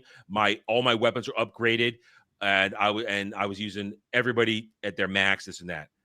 It was pretty satisfying though, even though it was easy. Oh yeah, but it was easy. But no, it's not quick time events. But either way, so Lao Fei, if this is one of those cases where I honestly mean, I think let's wait and see. Let's wait and see, and maybe they'll get a clue and take the word God of War out of it. Maybe get a clue, take that out of it. They still can. They can still change the name. It's not like it's, as Dre would say, it's not built into the game code. You can take it's just a title, just a title. Very easy change. Anyway, let's end on a high note, though. Last minutes here. Let's end on a high note. So, aside from Lao Fei and PlayStation State of Play being god awful, we did get a lot of excellent announcements in the past 48 hours from GameStop of games that a lot of us think are excited to play. So, I just want to go around the horn and ask everybody what they're excited of. And I'll start with Sam because I know what his number one is without even Sam. I know what you're most excited for. Are you sure? Are you sure about that? Well, all right. Maybe one or two. All right. So, I know one of them at least. Go. Yeah. I am excited for Stellar Blade 2. First of all, because I just finished playing Stellar Blade a couple of months ago for the first time. That game is fucking great. Yeah. Top to bottom, it's great. But yeah, Stellar Blade Blood Rain, from what I'm seeing here, I'm excited for this because it looks like it takes place after the canon ending. And I'm convinced that all of the footage that we saw is in the Citadel, and somehow Eve brought the Nativas up the elevator. Dirty. I can't wait. It looks fucking great. It looks like a direct continuation of the canon ending. I need to replay it and get the canon ending because I didn't get the canon ending on my playthrough. But I'll play New Game Plus and I'll get the canon ending. I'm actually replaying it now to get the third shitty ending. So which one? All right. So see, the ending I got, I killed Adam was the first one. That's the one I did. Okay. So the to get the shittiest ending, you have to not get the engineer's love of you up to 100. Yeah, so I made sure to get her love up. Yeah. If you skip all that shit, you never go to Eidos 9.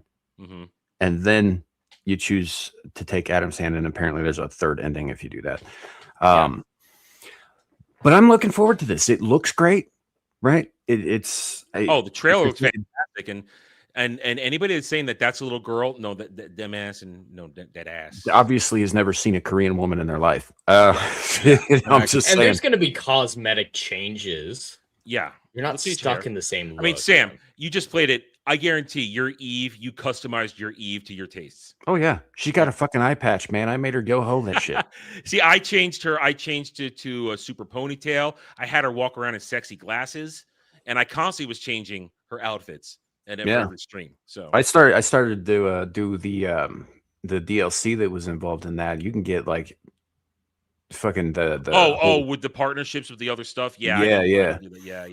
Yeah. There's all kinds of new outfits you get with that shit, man. Oh, I got yeah, one that I looks only like had it's the got base game Gundam outfits. fucking arms sticking off the back of it now. you get some near outfits. So yeah. So when I do that, I'll replay Stellar Blade before this comes out, just because hey, I'll get also because if any transfer data is there, I'd want to transfer the canon ending data to the game. So I'll replay. So like that. And of course, you can see it right there. I know what your other one is. You're excited for. The other one would be Monster Hunter Wilds Ascendants. They're finally bringing us Master Rank. It looks like they're bringing for the first time in quite some time Lao Shan Lung back, which is interesting.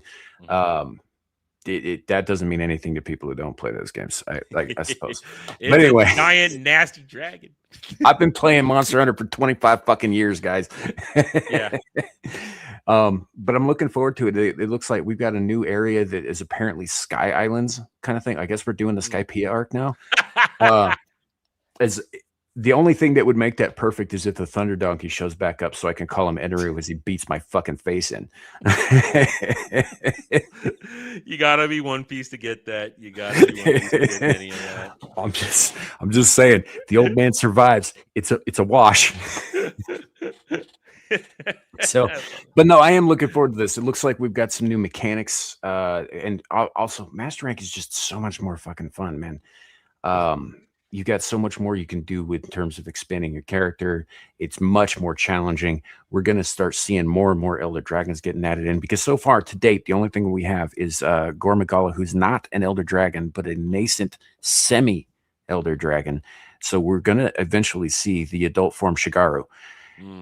We've already seen in the trailer here Lao Shan Lung, which is the big mountain-looking motherfucker with the rhino horn. And we've already seen Kushala Deora, which is the shiny metal wind dragon. So they're going to be more. It's going to be fun. I'm looking forward to it. I might get back in to help you out. Drag me along. Get my ass you're gonna have to get back in so we can get you to a point where you can help me out. I hit saturation from what we were doing. Also, I couldn't do the late nights anymore. I just couldn't. That was part of the problem. But listen, this is good stuff. This is good stuff. I already know what Jed's thinking. Dre, you got anything out of this that you saw past 48 hours? Yes, there is one game I'm looking forward to. It's the same game I've been looking forward to since it was announced last year, and that's Star Wars Zero Company. I am looking very much forward to this game.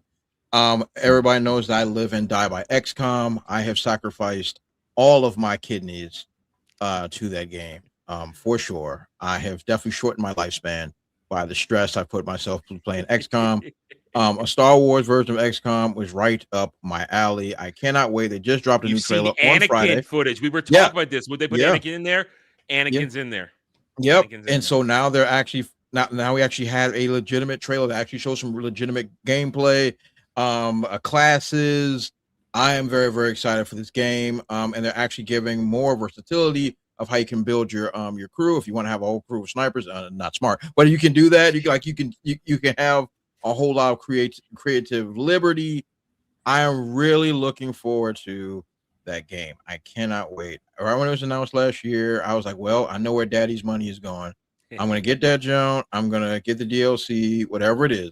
I buy like one game a year, and this is going to be the one I get for sure. I'm looking forward to that 110%. That it's going to be amazeballs. This is where I'm going to spend all my time. I'll be neglecting my son. No, he'll be sitting there getting addicted right next to you. Point is, I think there's been something for everybody in the past 48 hours. Jed, we talked about on Friday. You've got at least 4 or 5 games that you're excited for at this point with these announcements. I have a lot, and I think the best part of it as well, there's not really any that I have anything against either. Obviously, there are games that aren't made for me that I'm not particularly interested in, but there's nothing on the horizon that I want to rage about or like, oh, that's going to be a huge piece of shit or anything like that. So I think that's a really good sign. Alien Isolation 2 is obviously very high on my list because I absolutely love the first one. We didn't get a whole lot. So, it's still a good 2 years away, probably, Alien Isolation. Blood of the Dawn Walker just keeps getting my excitement up with every new release. There's a full separate clip, Adam, from what I was telling you about him in the modern cyberpunk style environment. So obviously that's a spoiler for the game. He obviously survives the events of the game, but the idea that they're already working on a sequel is ambitious. Yes, you do have to beat it. There's a lot of other ones that I'm looking forward to as well, like the new Tomb Raider game, the remake of the original Tomb Raider. I think that looks fan-fucking-tastic. I am going to be there day one for that one. And the other one that really surprised me is, do you know about 1666 Amsterdam? I've heard of it. I have not looked at it directly. So it's from the original director of the first Assassin's Creed game, OG Assassin's Creed. And he's been trying to make this game for 13 years.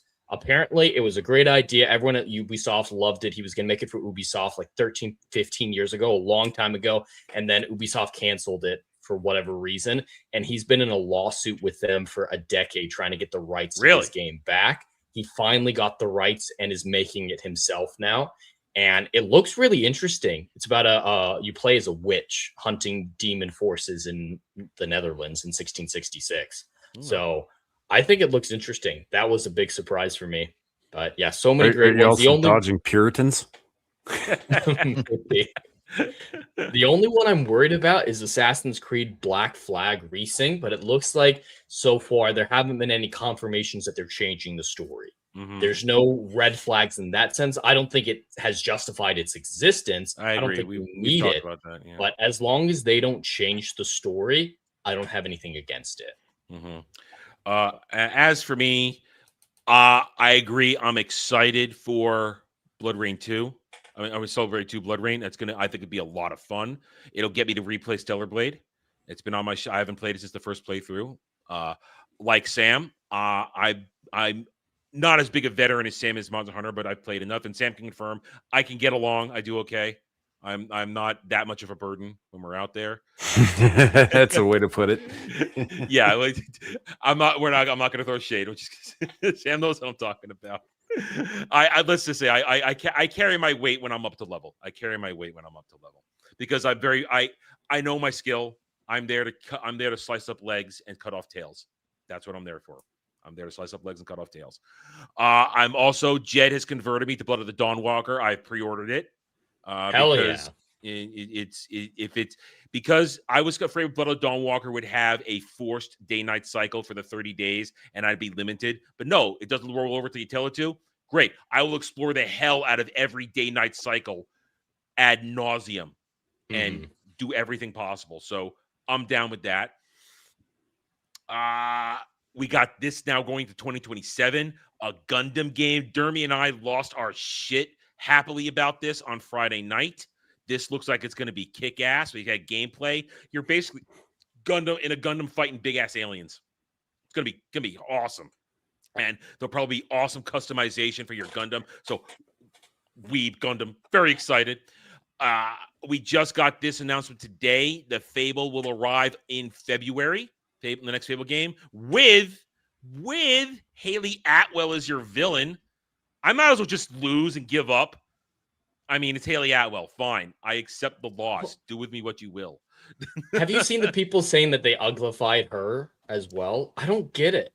Not on this one. I buy it for Lao Fei. She's definitely not as attractive as she should be. Yeah. But it's Haley Atwell still looks damn good. It's Haley Atwell. Yeah. So she's the villain, and it's one of those justified villains where she's convinced she's doing the right thing. So I'm game for Fable next year in February, and a lot of other little things. But then, of course, this to me right here is my most excited thing: Spring, Final Fantasy VII Revelation. I'm down. I watched the gameplay footage after we were done on Friday. Here's what happens when you're in the Highwind, the airship. When you fly around, you get in parachutes and you skydive down to the map below. You freaking! I am so excited for this. I'm ready, and I want it to be successful because if this is successful, then remake 6. Give me a 6 remake, but only split into 2 games. First half, then World of Ruin, stuff like that. I can accept that, but there is so much to look forward to between the end of the year now, next year. Just like this year has been a pretty decent game. Other people we haven't talked about it. I'm not an RE guy, but you got Resident Evil Veronica remake coming out. So many good things here. Lots of fun, good things that I hate to say this type of phrasing, but I feel like gaming's back.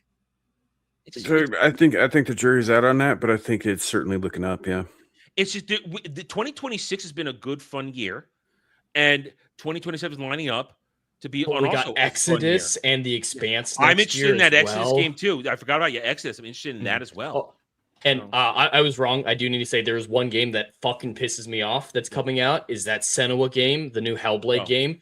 Hellblade 1 is like a life-changing game. Like, legitimately, you have to wear headphones. If you don't play that game with headphones, you're seriously robbing yourself of the experience. That game is close to a 10 out of 10. Fucking love it. Hellblade 2 made me want to rip out my soul. What soul? And so, but you have no soul. You're a ginger. What are you talking about? What soul do you have? No soul.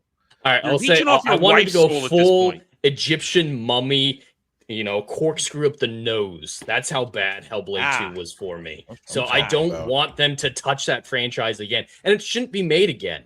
Like, it should have legitimately just been a one and done because of the type of emotional journey that it was, showing the world what schizophrenia feels like. Because that's what it was. It was psychologists working together to show a epic mythology view of schizophrenia. It was incredibly well done. It's honestly the creepiest game I've ever played because of the headphones. But yeah, that's a concept you can only get so much out of. Let me do a real quick check here to see if anything else got announced while we were doing this because the Xbox was going on. I know they announced some Halo stuff. I don't care about Halo. And Halo they announced a new Crazy Taxi. Crazy Taxi? Okay. Crazy Taxi. Just a new Gears of War. Their new Gears game. I mean, now here's the thing. Exclusivity is back. Exclusivity is back. There's a game called Clockwork Revolution. You've got the Halo. You've got the Gears game. They announced State of Decay 3. I played State of Decay 2 with some of the boys, so I could play that. But that's a co-op game. That's a co-op game.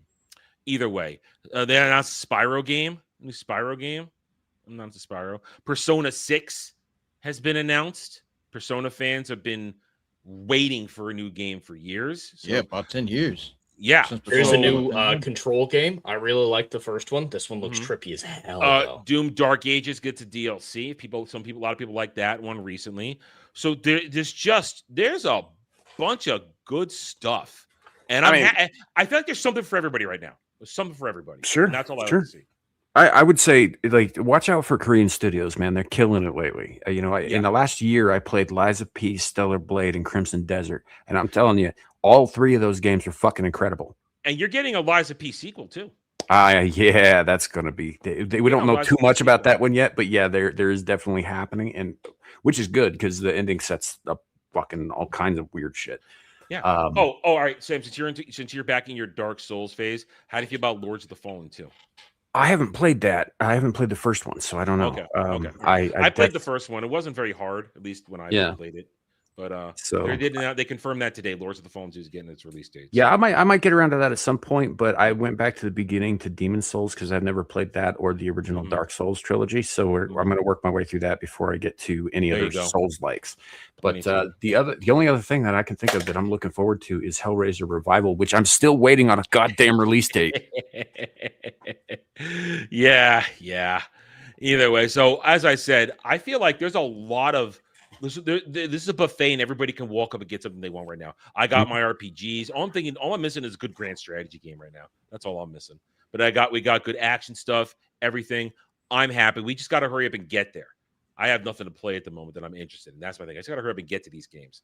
Next one I'm looking at is Echoes of Aincrad in July. That's me. I'm circling that right now. I'm replaying XCOM 2 right now just to get my brain back in there, and I'm already angry. And I'm already angry. I had XCOM 2. I beat the crap out of it. My guys were good, and then I never replayed it.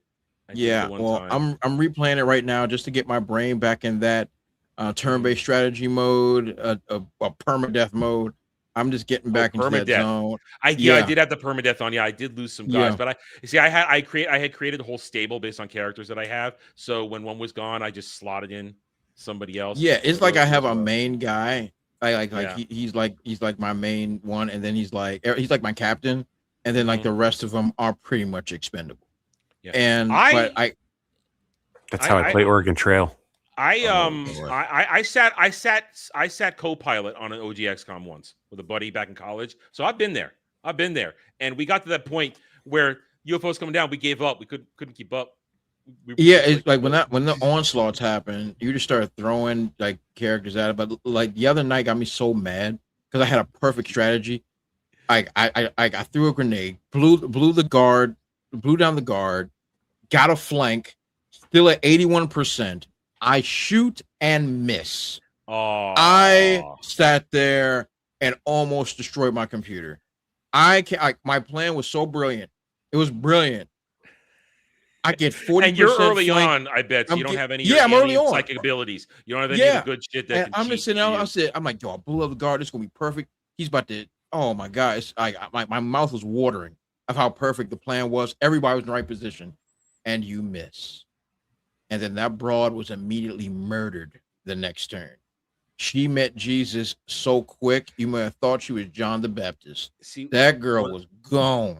When I did my it playthrough, was wild. I went heavy on the melee, so I was up close hacking shit to pieces. Because that was drilled into me from when I played with my buddy in college, went drill heavy back in the day. So I had in me, you know what? I'm gonna have a couple of shooters, but I'm gonna arm these motherfuckers with swords and shit. I'm gonna go in there. I'm just gonna armor up and beat the shit out of guys. That was my strategy. Those Vanguard classes are really good. Like, cause that melee damage is absolutely borked because it leaves you so open. And shotguns. Yeah. Oh my god! I went with swords and shotguns. That's Adam, what I did. Join me. You know how good this joint is. See, I know what you're talking about. You understand? See, I'm proving to Dre that I was there.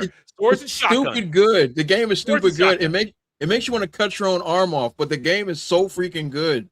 Like, it's so good. XCOM had an excellent skill tree. Now, I didn't get when I got it, they had just come out with the machine DLC with the robots, so I didn't get that. So I didn't have any of the robots. So it was just the base people, but it had a really good skill tree, unlocking rooms to build stuff in your base. It was XCOM 2 is a fun ass game. I recommend really good game. Yeah. It's really good. Join me, Jed. Join me. You're starting to sound like Abe's gonna get you with Conan Exiles. That's your I'm not going back to Conan Exiles. No, I got burned on that. I ain't going back. These other places. Don't do that. Anyway, we're done here. We're a little over time, but there's 4 of us, so conversations happen. And we went long some of these segments. Anyway, let's wrap it up. Jed, what's your week look like? Well, everyone can find me on YouTube at The Endless Frontiers tomorrow night at probably 7 p.m. Eastern. The Rider Fly podcast returns, of course. And on Wednesday, I have a new video coming out in the same vein of the last few weeks. This one will be about crafting realistic alien biology. So it should be a lot of fun. Tune into that. And then this Saturday at 6 p.m. Eastern, most likely, Saturday Night Drive-In returns. We're going to be talking about... 7. Is it 7 again? No, I need the hour again. I'll get my hair cut. I need the hour again. Okay, yeah. Well, it's at 7 p.m. Eastern. It's all good. With 007 being out, I wanted some good James Bond content, so we're going to be talking about GoldenEye. So tune into that. Done. Dre. Yeah, so everybody can catch me on the Brute Playing Comics YouTube channel, also the Brute Plays channel as well. Hopefully things are slowing down for me. I finally started playing some games again. Praise the Lord. So finally getting that going. Of course, you can also check out my website at bpcomics.io. See all the comic work that I'm doing, voice work, all that cool stuff as well. And you can follow me on X Twitter at TheBrute00. So do all the great YouTube things, like, comment, subscribe, and share. All right. And Sam, thanks for being here, man. What you got coming up? Mainly Dark Demon Souls through the rest of the week. I've got Abyssal Musings on Friday, probably be on Beelzebub after that, and more Screaming Into the Void on Saturday. And because Amira is so awesome about timing and shit, she moved her stream from last night to tonight, so I guess I'll be there tonight too. Oh, okay. Good luck with that. So it's a school night, lady, but all right. All right. As for me, tonight, of course, every Sunday I go and film a little show called Wormhole Watch with Brad, Fractured, and Hitman. We are on DS9 Season 3 finale. Brad gets a promotion tonight. He's captain after this. And we are just one short season jump away from the Cisco transformation becoming complete. He's got the goatee. The head just needs to get shaved, and we are in actual Captain Cisco zone. Anyway, so we got that tonight. You can catch the edited version over on Brad's channel, Duke Devil 95, every Wednesday night when he gets it done. Also, he put up a Latin Lounge recently, which you gotta watch it. It's basically the saga of Hitman obsessed with the fact that Janeway had sex with a lizard, even though she was a lizard too. Anyway, as for me, other than that, tomorrow, Monday through Friday, unless a review happens, we've got the Daily Dive, the Double Ds, where I'm simply trying to go about my business and find stuff to talk about every single day. I have no game I'm playing at the moment. It's kind of just a thing. If somebody can just maybe tell me to play something or convince me, maybe I'll do something. But it's got to be within my library and stuff like that. I'm not buying any new games until July right now. Other than that, we'll see what the week holds. If you haven't gone and checked it out, I do invite you to go watch my review of Masters of the Universe 2026. I'm pretty sure I'm pretty fair and balanced of my takes on that. Other than that, as Jed said, next week we've got Golden Eye on Saturday Night Drive-In, 7 p.m. Eastern, because I got my hair cut. It's been 4 weeks. Got to happen. Would have done it this week, but yesterday had to do something important. And then, of course, every Friday, Try Hards on Dermy's channel. Although Dermy doesn't even promote him anymore. He's better than I am. You can catch Try Hards 10 p.m. Eastern over there, where myself, Dermy, and Jed simply nerd out or weird ourselves out. I think I won the Weirdest Shit of the Week award this week. I think I won with the shit I had prepared. I made Dermy put his head in his hands at least 3 times with what I brought out. Yeah. We were talking super fat people and penis cream and Whoa. Not at the same time, Dre. Those are different stories. Brad Pitt was getting sued by a penis cream company. I don't want to be on this planet anymore. I'm ready to go. Daddy, hey, I gotta find home. weird shit. We have fun over there. We have a lot of fun. Anyway, but thank you everybody for being here. Let me check stream elements before we go. Oh, nothing there. Okay, thank you everybody for being here today. We hope you had a good time, whether you're watching live or on the replay. Hit that like button, because I'm looking now. YouTube took away 3 likes during the stream. It took away 3 likes. So hit that like button. Subscribe to the channel. Everybody's links are in the description below. We will catch you next time. Until then, take it easy, everybody.